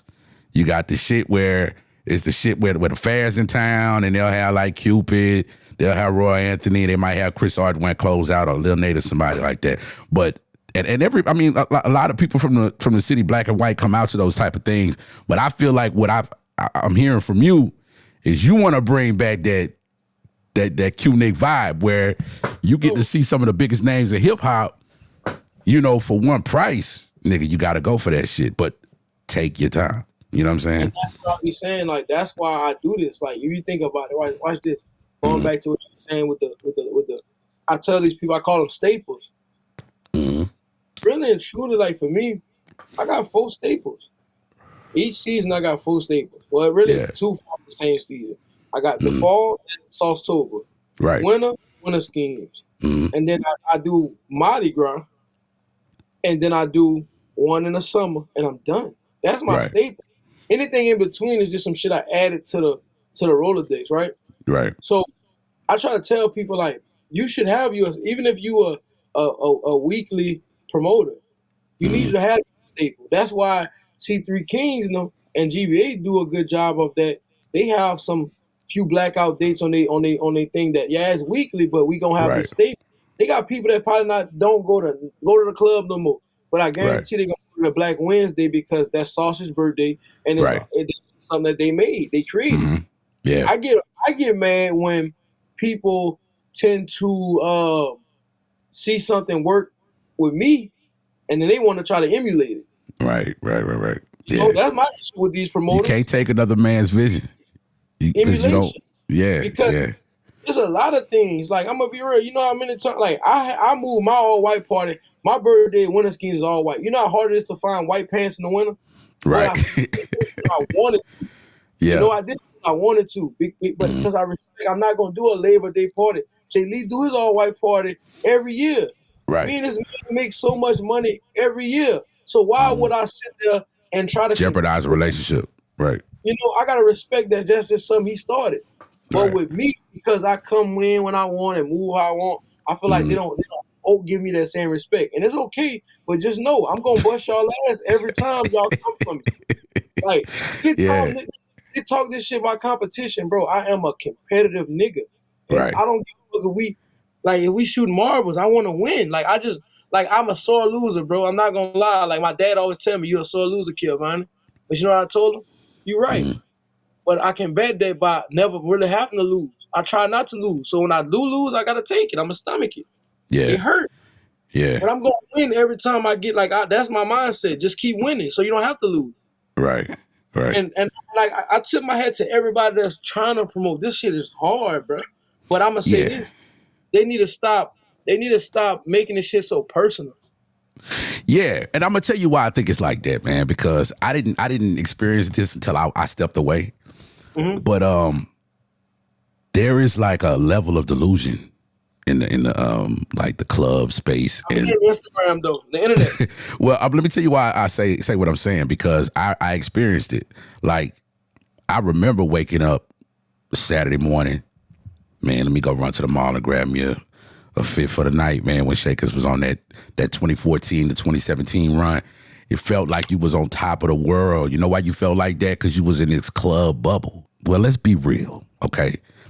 3,000, 4,000, let's say even 5,000. That ain't the city, man. It's like over 500,000 people here. That ain't even like what? That's barely like 1%, okay? You know what I mean? Let's keep it all the way a stack. Like, you gotta pull yourself out of the club bubble and kind of step into reality sometimes and just know that this is a game of smoke and mirrors, and let's be real, bullshit until the people show up. Like, you don't know what the fuck that dough gonna do. You know what I'm saying? Because anything can happen. You could get rained out.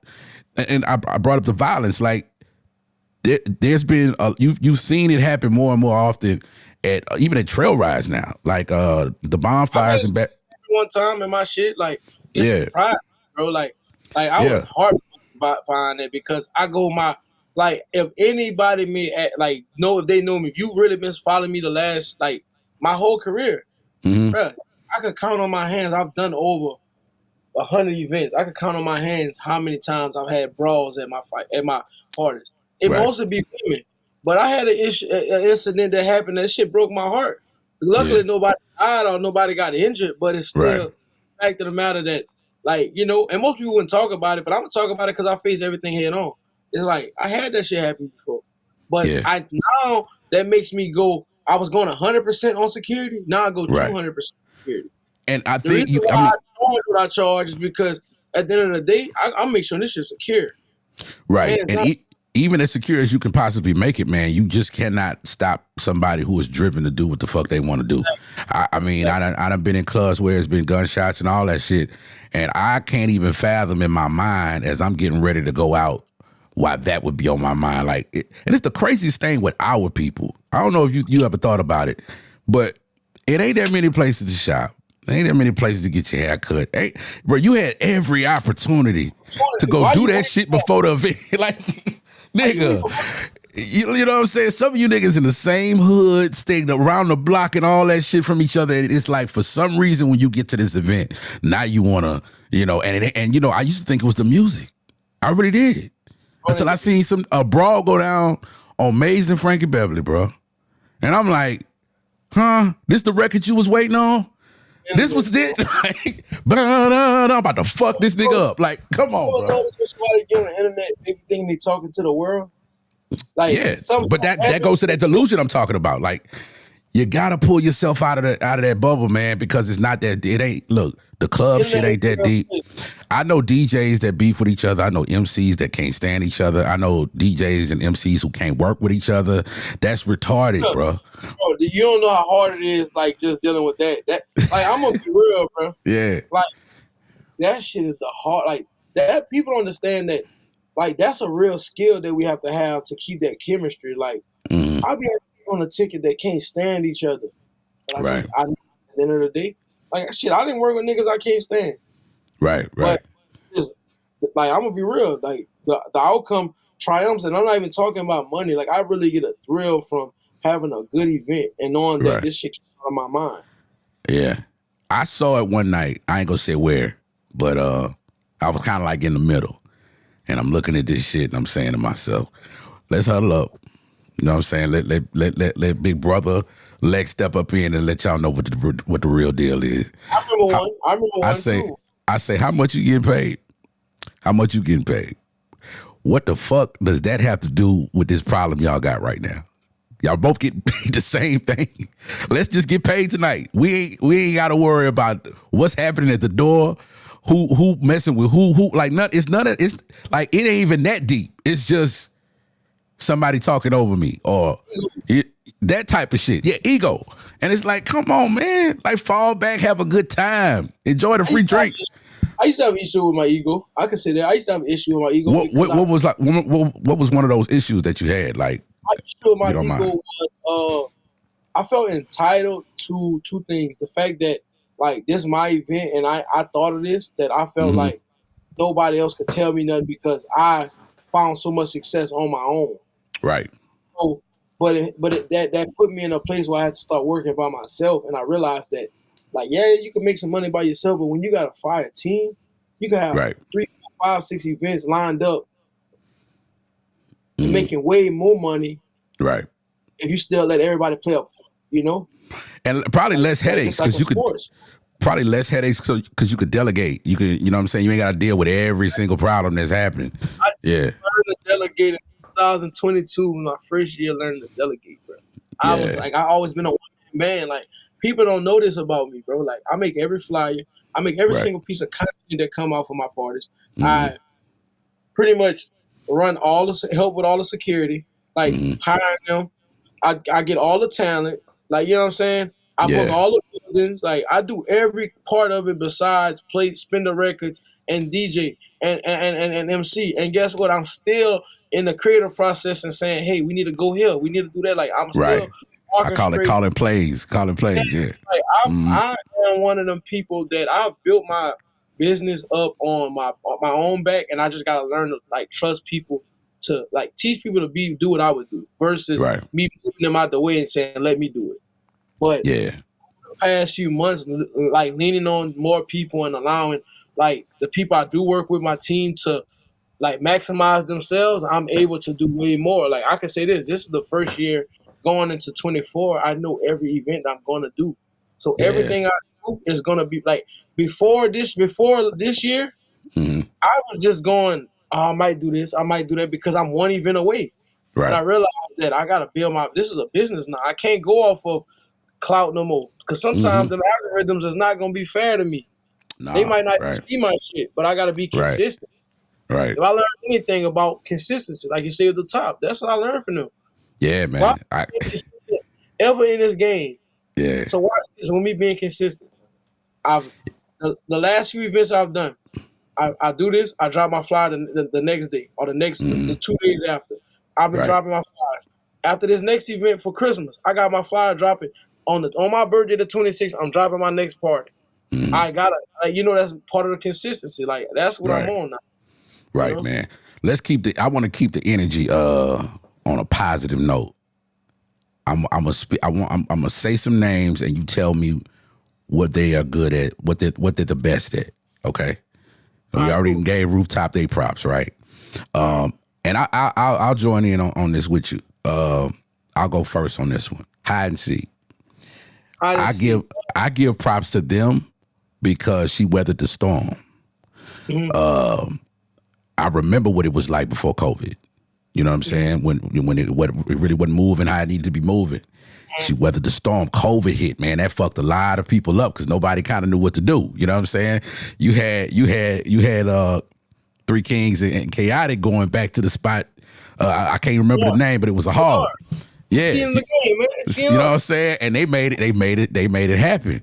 And to give props to Nessa, man, she weathered that storm, nigga, and when they came out of COVID, that's when they got their groove. You know what I'm saying? What would you say about hide and seek? Something positive. I always talk about like after COVID, like I remember passing up Shisha, and it was beautiful to see. Yeah, it was just like I always respected it because I remember the first event that I remember them doing was around that time. They did an event with Ferdy, like to open up the I guess welcome back. Yeah. Before COVID, they did that. Okay. And I respect it because it was really black owned, and they really never had a real black owned club. So what I could see is not only is her being a woman, but the fact that she's a black woman. Like I tip my hat off to her. Like I always gonna have respect for Nessa because she did something that I never done as a black man on the club. Yeah. Right, that ain't easy. I'm one of the biggest, and that shit hard. Like, so first of all, I respect her mind for just going full forward. We never got a chance to work, but like we do get a chance to work eventually. Like I'm always going. Like I know some shit she could do. Like I literally think about how I could help people. Like I literally got a tablet and see and write people names like of ideas I have specifically for them. That's how much of a vision I am. You know what I'm saying? So I definitely respect that. All right, and we just gonna start with club owners first, and then we'll move on to promoters. Club Bliss. Club Bliss. You gotta say Lulu. Like Lulu. Yeah. Like man, Lulu is like that's my dog. Like that's another person. We've always like was supposed to work, but like I just had like my last two events. I was supposed to have like the last 2 years. Some like bullshit happened. Like I'm talking about with the city or with this like that. But like my first real event is gonna be this Friday. I'm doing my little brother's birthday party, and we're doing a Friendsmas party. We got all sections sold out. So this is about to be me and Lulu first event, and it's about to be crazy. Like we expecting to have 300 to 500 people. Like, let me tell you what I love about Lou, man. First of all, she's passionate. Number one. So when y'all be seeing Lou like going off on one more thing. One thing I love about Lulu, she like me, but like the difference between me, I tell it to people.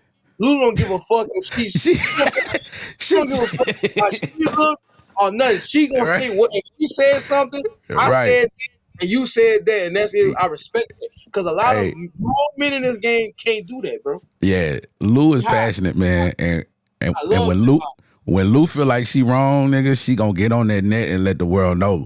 Like, this shit went down like this, and she come out with her receipts and the whole nine. But let me tell you what I really love about what Lou did with Bliss.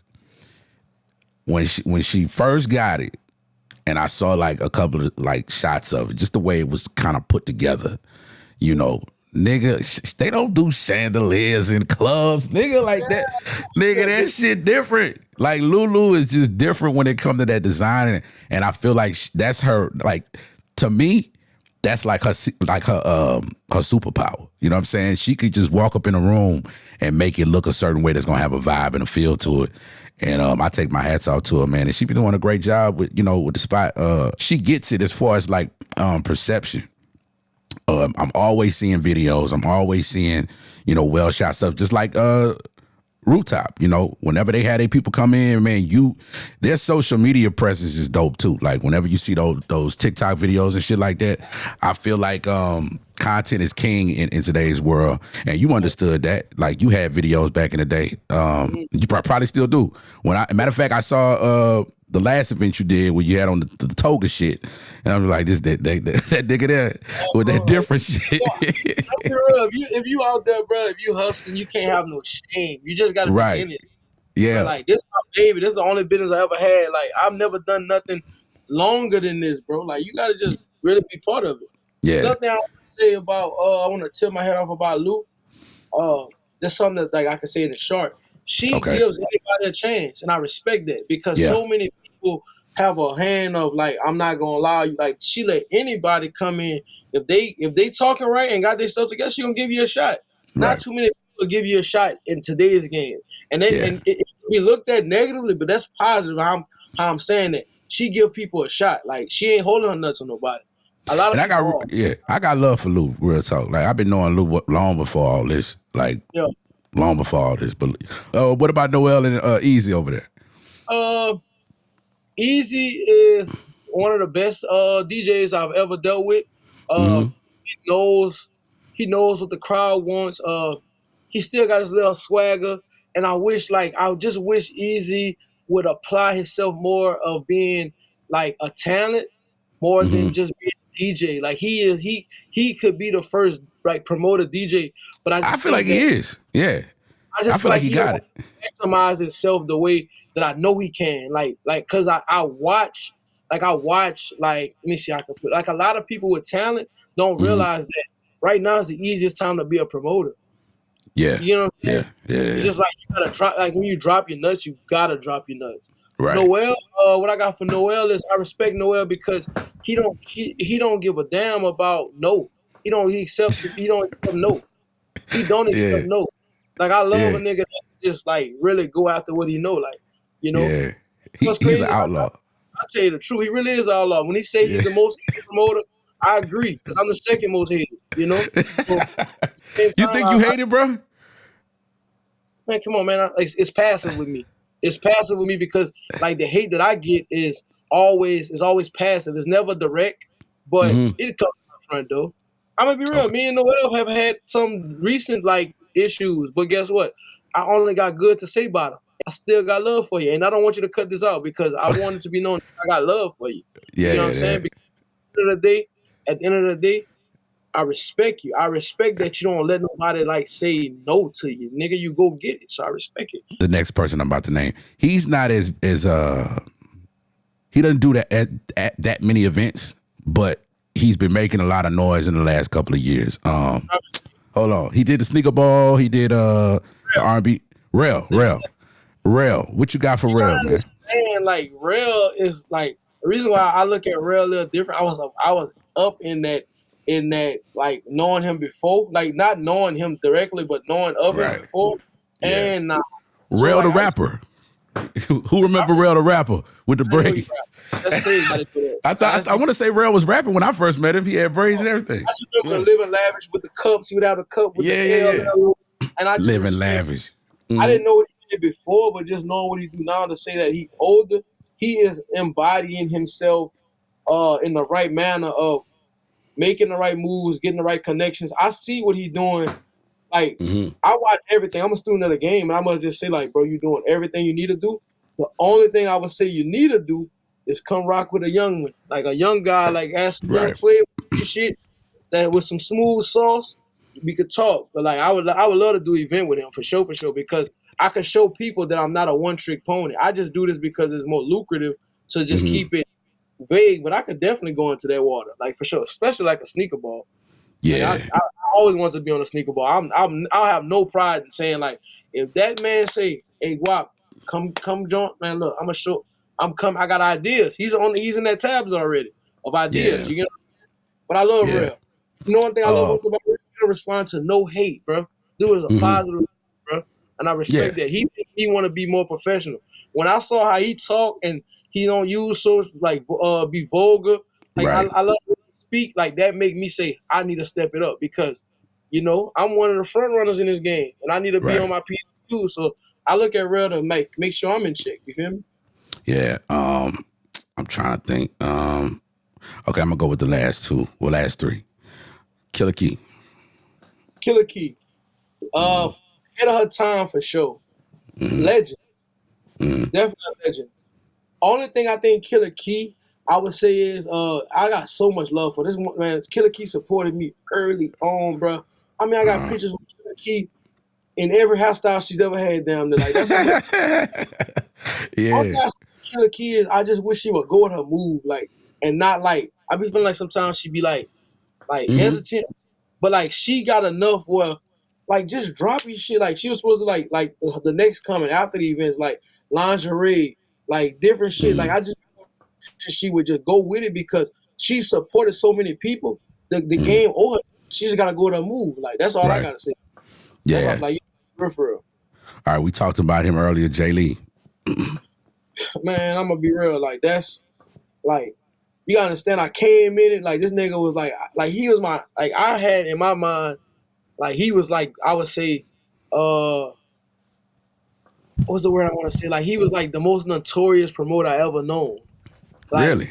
Yes. Okay. Because it was like it was nowhere in between. You either loved them or hated them. It was nobody neutral. I never understood why, but like, now that I know him and I be in a lot of back rooms with him and have countless conversations, he's the first person I can say that I allowed to be a mentor to me. And it's crazy because he was competition first when I first met him. Yeah. Like, in my mind, he said I was never competition to him, you know. But in my Lord, come on now, Justin, man. I wanted his head. You get what I'm saying? Yeah. But now we in 2023, bro. Like, I talk to Jay Lee once a week, and like, he really helped me to, like, even when I was on a break and nobody was calling my phone, man, I'm talking to Jay for hours. So like, just going back and forth, like, me and him got so much business together, and it ain't based off of like a need thing on either side. It's just based off of, like, it always worked with me and him. So it's like, it's organic. Everything's organic with me and Jay Lee. Yeah, I ain't talked to Jay Lee in a while, man. Does he still, is the first word that come out of his mouth is fool? He still talk like that? Fool. Also, what I did not know, I didn't know y'all was roommates. That's the craziest. Yeah, nigga. Shit, yeah. Me, Jay Lee, Mac. Yeah. I know a little bit about Mac, but I'm like, what? When he told me that, I was like, what the fuck? Like, them niggas used to call Jay Lee room heaven. I was purgatory, and Jay Lee was, not Jay Lee, Mac was hell. You know what's crazy? He told me the exact thing. Literally told me the exact thing. Like, one day. That's crazy. Yeah, that's man. Crazy. Back in the day, I forgot the name of that place we was staying at. Was the Quarters? Hey, matter of fact, you could let's name another guy. The last one is Smoke, and I like I said, you know, Smoke is the hidden hand of Lafayette. I call him like he's a passer. He's gonna get information and call you and be like, if he feel like it's a work for you, he gonna call you and give you that info. I also feel like he's the best connected person out of the names we just mentioned. If you trying to get, I'm talking about anybody that you're trying to get for a show, you need to call Smoke, because Smoke gonna get the prices you ain't gonna be able to get. You know what I'm saying? Like, he is that guy, and he's out of everybody we've named. I would not say that dude got an ego. Like that dude moves in a way where we know he got it now. We know he got it, but he don't move like a nigga. Like, this dude is very modest. I couldn't call Smoke a promoter. That's an understatement. You can't call him. Yeah. Smoke more. I call him the landlord for real. The reason I call him that is because he loves his city. He put on for his city, and even when he's not in the town, his name is still respected. Like I respect Smoke. Right. Hands down. Like even with the Kevin Gates play, I just wasn't in the position mentally. Right. Like I'm a Smoke. I don't got no gas in the tank, bro. Yeah. I was working on my brand Reborn at the time. Right. And I had a pop-up shop and stuff I was working on, and but he was like, Guap, you really should get on this. Like, no, and don't get me wrong, that's one of the biggest regrets in my career, but at the same time, I learned from it, and I'm thankful that a nigga like that considered me. Like, is connected on so many calibers, bro, and I respect everything about him because at the end of the day, he gonna give anybody opportunity. Real talk. Yeah. And if any of them are watching, I'm gonna give y'all some early push Smoke and Three Kings promotions. We was losing together. I forgot where was it? Was it Church Point? Nigga, that was a spot in Church Point, bro. We go out there, man, trying to do some shit, bro. I'm talking about nobody, nigga. We was all this was way before the wave. This was way before. I think, right? Nigga, the hot spot. That's what it was. And man, every time me and telling you that, bro, I'm a student. Every time me and Smoke talk about the days before shit really got popping for him and the Three Kings and GBA, Chaotic. Matter of fact, we was out there with Chaotic, not the Three Kings. The Three Kings was doing their thing in Rain. But you and Dre teaming up was kind of similar to when the Three Kings and GBA teamed up, because at the time, this is the Test Me era. Okay, this is when everybody rocking the GBA t-shirts and all that shit. They had a nice buzz, and they was doing events, they was doing music. Three Kings was in Rain, and they would do stuff in Lafayette, but they were mainly in Rain. But nigga, when them two brands came together, it was game over. I would have loved to see how they would have did against Shakers though. I would have loved to see like those two eras come together and like go at it. I think that would have been great competition. Absolutely. I could see it. Yeah. Cause I mean, man, I remember how bad it was not for Shakers, just people trying to like take us down. I think there was a Boosie concert, and like you could just hear like the rumblings. Oh, this is it. This is gonna be the night they don't get nobody. Oh my God, nigga, we was packing like 10 o'clock. Like it was, that run was so crazy, nothing could affect it because I think number one. I'm so thankful to be part of that run, bro. You know why, bro? That taught me so much, bro. Yeah, bro. Like that shit taught me something like kind of like that was like basic training for me. Yeah, like that's and that was like the jungle, niggas was like really going at it at that time, like, yeah. What's your take on this? I got a question for you. What's your take on this concept of is competition is only at the bottom as they compete at the top? How you feel about that? You think that's a valid? You think that's valid? I'll put it to you like this. Okay, I know niggas that was beefing with other niggas from other clubs, right? And I'm talking about workers, people that were working at the club, beefing with other people that worked at the other club, right? Mm. But I could also tell you a conversation I had with somebody, and they called me and was like, nigga, I just seen so-and-so and such having dinner. I thought they hated each other. It's the owners, right? So kind of what you saying, it's kind of like each owner had to put that battery in all their people's back to make sure they went hard on promotion, went hard on whatever the event was gonna be. But really deep down, they could kick it, they could talk, they could, you know what I'm saying, all that type of shit. As far as like what you talking about competition, it's kind of like, kind of basically what I said. You got the club owners, you got the promoters, you got all the people that work at that establishment, so bartenders, promoter, like whoever the promoter got on their team, there's also, right. So like the further down you go of that pyramid, right, you got owner, promoter, people that work there, and then people that also help the promoter promote. That's outside of that. They don't really get paid, but they go into every event. Well, they may clash somewhere down here or online or whatever. If somebody is voicing disdain about the other side, that's what I feel like. I don't really always feel like it's something that's in their mind automatically. I think it's like if I know the person I deal with got a problem with so and so, I'm looking at everybody on that side like they the enemy. You dig what I'm saying? That's where I think that comes from. But what people need to really like pay attention to and always know that's important. If you getting paid, just focus on that shit. Don't dive into that bullshit. For me, I always compare shit to sports, and like I look at when somebody got an event the same night as me. It's not personal, but it's a small group of people. 500 people. 500 people going out. I'm trying to get all 500. You trying to get all 500. Yeah. Somebody gotta lose. Yeah. Literally, and guess what? It was so beautiful about it, this game. They got nice where everybody win with this medium market, with this medium club game. And it's so dope. I ain't never seen this much action and motion as all these different places, all these names we just mentioned. I hate when they get mad at me because they like, I'm be real. Like, Noel got on the internet and said, man, you take this shit too serious. This and this and that, right? You know? I'm like, bro, what we in this for? Right. I don't like what we in this for? Like, that's how I took it. Like, what we in this for? Like, I'm not trying to, I don't make this shit not personal. I don't go to sleep with nobody on my mind or nothing, but I go with the goal is I can envision I'm gonna have 500 people here. Right. Yeah. I'm gonna do everything I can to make it. I think what a lot of people gotta understand too, man, you know, if you want to lose money, go get a club. Throw a party.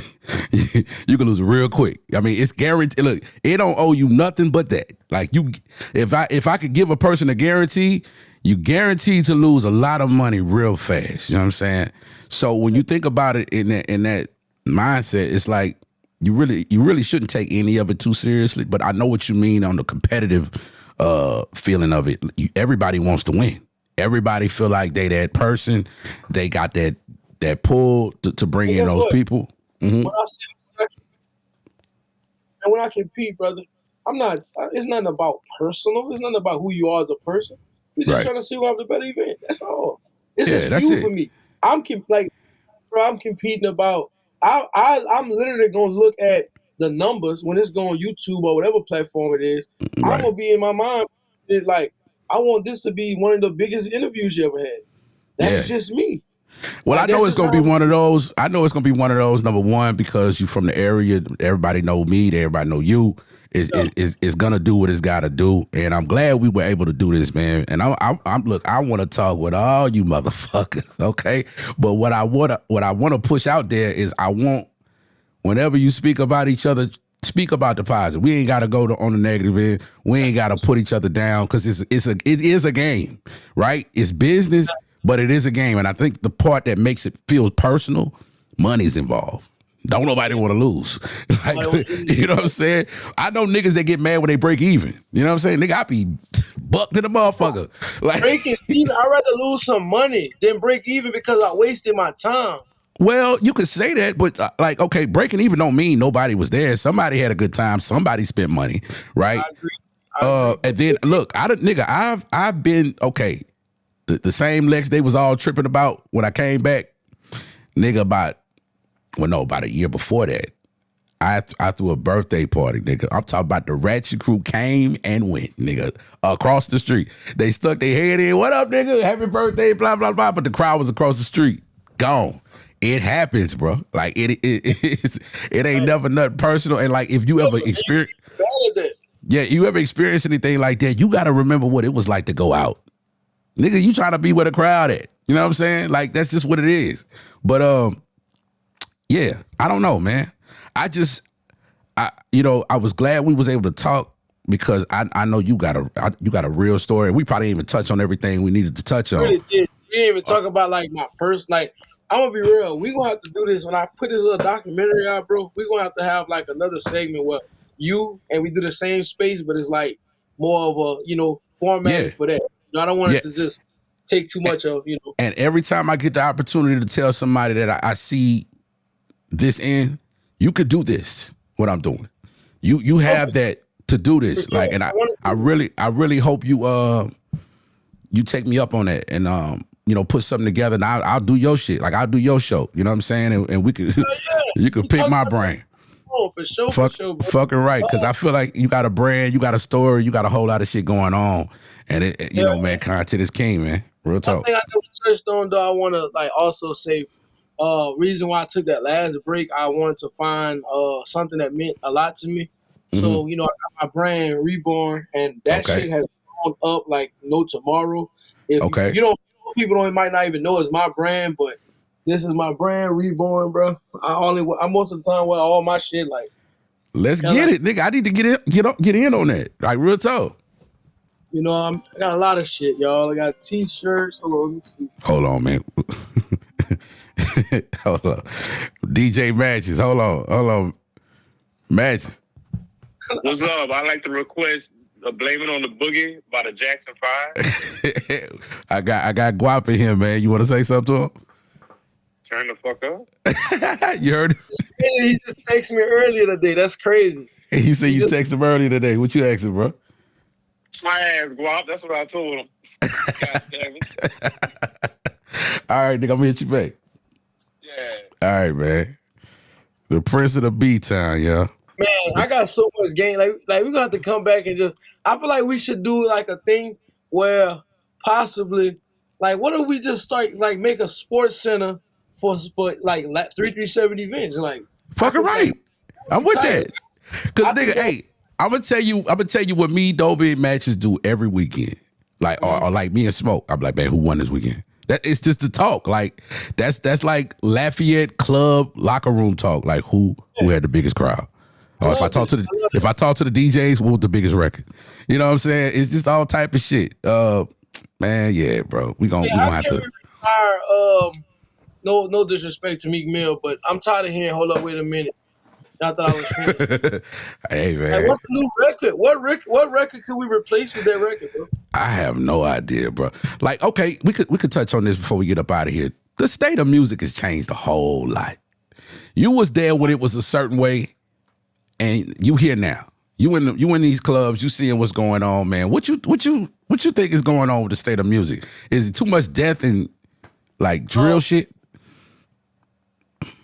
That's a small token of it, but I think that I blame the internet in a small way because it's like huge way. People react to the internet a certain way, like they love this song or this certain TikTok, this like little 15-second clip of this song. Right. And when you play the whole song in the club, it don't have the same. It don't hit the same. Right. So I try to challenge. One thing I can say, and this is no disrespect, but in your day, you were the pinnacle of a good DJ, but they had other tiers of DJs they wasn't Lex, but they was good. Oh yeah, yeah. Like, nobody's taking that challenge to play new shit. Nobody's taking that challenge to, like, everybody want to play safe records because we live in a safe and neutral time. And we just need somebody that's going, like, Easy was one of the people I know that'll play everything. And that's why I rock with Easy, you know? Yeah, and even his taste of music is different. Like what he really likes versus what he plays is not even close to the same. And that's why I like Easy. One of my favorite DJs of all time. I dealt with the OGs early on, but two DJs that stick out to me for my career has always been DJ Mario. People don't even realize that Mario did, after you did that Summer Schemes, Mario did everyone after that. Wow.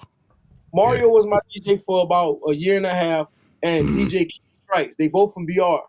But them dudes, because they listen to the music I listen to, but they also, like, we all live in Louisiana, like, they gave me that mix that I like. That was a blend that fitted my shit. And like, I feel like coming, you don't got the new coming of the 20-year-old DJ that want to be on. They there, but you know what? We were talking about the money earlier, and I never finished that story. It's like it was the promoters that had kind of brought the money down, but I can't even blame them. It was the young niggas wanting to get on, talking about I'll do it for $100. And once you agree to something, you stuck there, nigga. Like, you don't talk about that either. We didn't talk about that. That's the promoters did. Yeah. Niggas want to get on, so they'll be like, yeah, you said this, I come for this. That's not gonna ever work for you down the road, because now you got to fight them same niggas. You got to fight the same motherfuckers you just gave a deal to, because they not willing to go up on the price. Right. I learned that early, man. That's why I'm big on what I want. Like, they say, like, I'm notoriously known for saying no. Or they know, like, something's gonna work on me because I won't have some time, but I know I'm worth it. You know, I get caught up in, a lot of people are teams now. Everything is team based. Yeah. And I do some things by myself. So it's not fair that when we get to cutting the bread, we cut it in even, because no, it's entity and entity. It doesn't matter how many people it takes for this. It goes based off of the effort. And a lot of times I got lost in that. My value didn't diminish, but my worth didn't diminish, but my value kind of had lost some of its flavor in that break I took, because it's like I had to identify, like, I had to sit down and say, I'm not going to do nothing. And y'all just do what y'all want to do. And then it worked for them for a while, but when it fizzled out, and then now I came in at the perfect time, like, boom, now let me show y'all. Now, what you going to say? Judge me off my last 3 events. They all went crazy. Yeah. And sometimes it's not what you done for me in the last 10 years. What have you done for me lately? Yeah. And that's what I learned when I stepped away. Like, stepped away from DJing. It was like, damn, everybody started calling and the price kept going up. And one nigga talking about $3,000, one motherfucker talking about $4,000. I'm like, oh shit. The nigga, my last show, I think niggas was trying to pay me like $150. Like, that's them not wanting to pay the $300. You know what I'm saying? And I'm traveling. Like, at that point, it was just like, nah, man, I'm about to. And you know what's crazy, bro? I really started making money when I walked away. Like, you would know. You do flyers and shit like that. First thing they let me do is I found out that I could survive and live the same lifestyle without throwing parties. Yeah. I'll tell you to know, like, it's cool. Yeah. It's good. Well, guess what? What you want to say? I was gonna say the peace that you had when you stepped away, I'm sure was totally different. That's why you was able to heal. Like, and guess what? Still traveling the world. Yeah. Still doing what I want, doing what I want. And it was scary, bro, but I bet it on myself. Right. Yeah, man. And that's what this Trill FM shit is all about, bro. Like, I just felt like I wanted to create something that didn't exist. Nobody was thinking about. Nobody was in my lane. This was a chance for me to use my brain power and show motherfuckers how talented I really am. Like, it ain't just no microphone and behind no booth, huh? I say you are, though. Like, I really tip my head onto you. Like I said, this whole platform, everything you're doing, like, you give us like a say cheese academics of Louisiana. I love that. And not to take who you are, but you know, they are a staple of hip hop. So like to say that I put you in them, saying like I look at Triller FM like the same way. Like, you know what I'm saying? And we getting there. All kind of shit, bro. Yeah, we getting there. One man show over here, man. You know what I'm saying? I'm doing it all by myself. But one day I will get to that point where, like we talked about earlier, that delegating is going to make my life so much easier. Because I know this is needed, but I know I got to make this money real quick. You know what I'm saying? That's why we didn't make it for the first night we set up, because I have days where, you know, maybe a day I might not have a commercial come in or commercial order. But then, like this week, nigga, it was just back to back to back to back to back, because everybody trying to get their New Year's Eve shit off. And I'm talking about not just in this area, nigga, all the way to Mississippi and Texas. I'm doing all that. Hey, you know, I got a question for you. Okay. Like, you gonna keep talking to me? You got to cut this up, because I'm gonna talk, bro. Okay. How you feel about going viral with that on TikTok, bro? With the ratchet shit? Huh? You talking about the ratchet with me over the ratchet beat? No, that was one, but it was one that was like something like a time bomb or something like something. Oh, DJ. So okay, this white dude was getting drops for me, because that's really what kind of kicked everything off. I was doing DJ drops, and it was just this white boy from Canada, bro, and he would send me these scripts that was just wild. This song is a war crime. Legalize nuclear bombs. Nuke radio. We make your eardrums bleed. And I'm like, I ain't thinking nothing of it. You know what I'm saying? And then A-Roll started tagging me to all these videos and this drops of me. And I'm like, what the fuck is this shit? So I ain't think nothing of it. Nigga, Twitter going crazy. YouTube got a whole page where the videos is like a compilation of every drop I done did for this dude. They even like, crazy. And he big in Canada. Like, he a big deal in Canada. So that's how that shit went viral like that, because he he's like, you know, them smoker emo type, that emo crowd that's like Uzi Vert and Playboy Cardi, like that's they nigga as far as DJs. And you know what's crazy? You don't realize that's my lane. Like when all this shit all off, like, that's why I get my rocks off with the recap videos. Like I always drop like one time me and Three Kings them did a party. The recap video for Saucetober, I did a Trippie Redd. Like I just put Trippie Redd on that motherfucker. Like just because of, like I get to have fun with being different. You know what I'm saying? Right. And that's all I try to do. I just try to be me. Like I don't try to be different. I just add that's my flavor to the game. You know. I call it just being unique.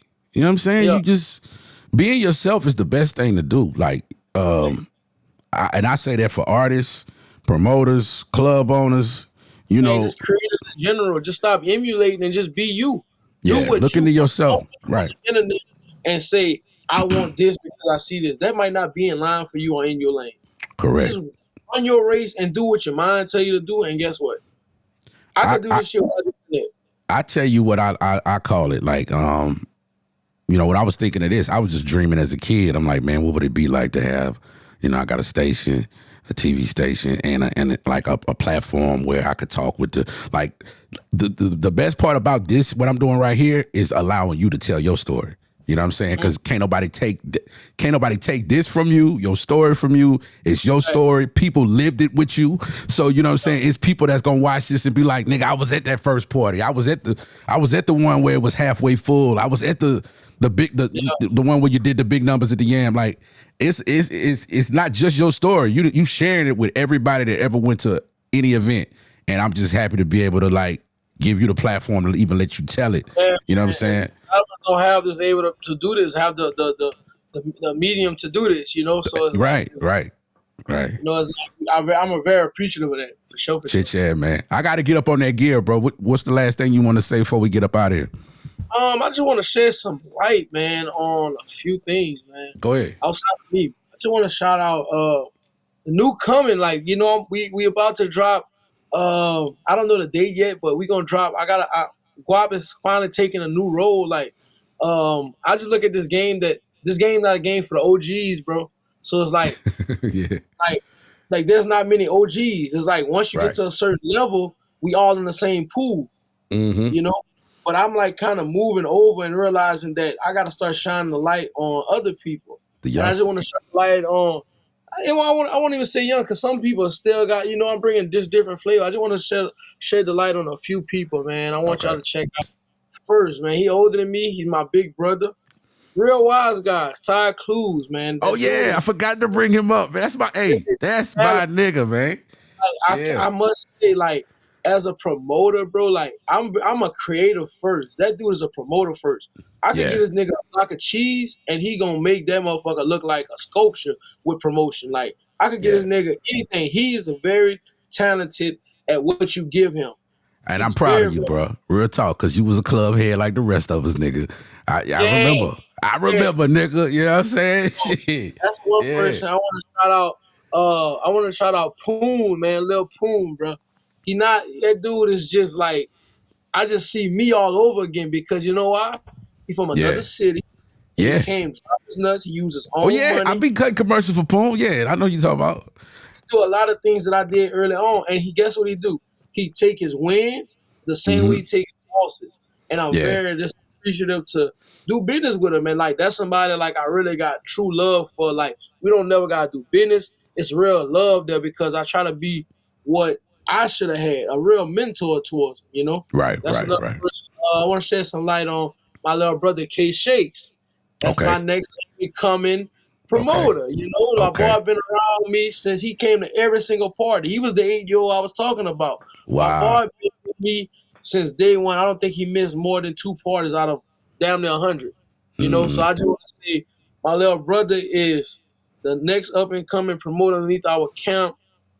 And lastly, I want to shed light on CTC. Carl, he from Opelousas, man. Like, that's another person that's, you know, really getting in with us, getting in the mud with us, and we just trying to build a collective and do something different. We're not trying to continue keeping what the status quo is. We're trying to change the status quo, and Step y'all it gonna up. be able to all these different events. You know, Todd a little older than us, we're gonna be able to start doing more mature events and more events catered to not a certain age but a certain vibe. Yes. You know, Yes. then Yeah. going to the youngsters, we're gonna be able to bring some of the new artists emerging that might not be relative to my age group, but might work for them. You know, Yeah. and then we also gonna be doing a lot of stuff for the community and you know, pushing these brands out and just like this shit is not just about parties. And me Right. being the nucleus around this shit now, I'm about to help maximize everybody in the places I have a little bit of expertise at. And Be I'm the also light. Be the light. learning, Yeah. still learning from them things that I can sharpen up on. So we like that's a lot. I want to just shed light on that because I'm very thankful. And also I want to share final is again tell my boy this for Jay Lee. Like you helped shape me, help you know mentor me, and he did that with his collective, with the college realm. Yeah. I'm trying to do this with the local side, and you Yeah. know that's where I'm at with it now. And I got love for everybody. I promise y'all. I don't got no ill intent against Right. nobody. I'm all about the advancement of my people, man. I care about my people more than anything, more than I care about myself. You know. Yeah, So man. that's all. Well, you got to care about yourself because you know number one thing. I Got to said take care. more. Oh, okay. You got to take care of you. I care about myself. I'm Yeah. conceited as hell. I'm conceited as hell.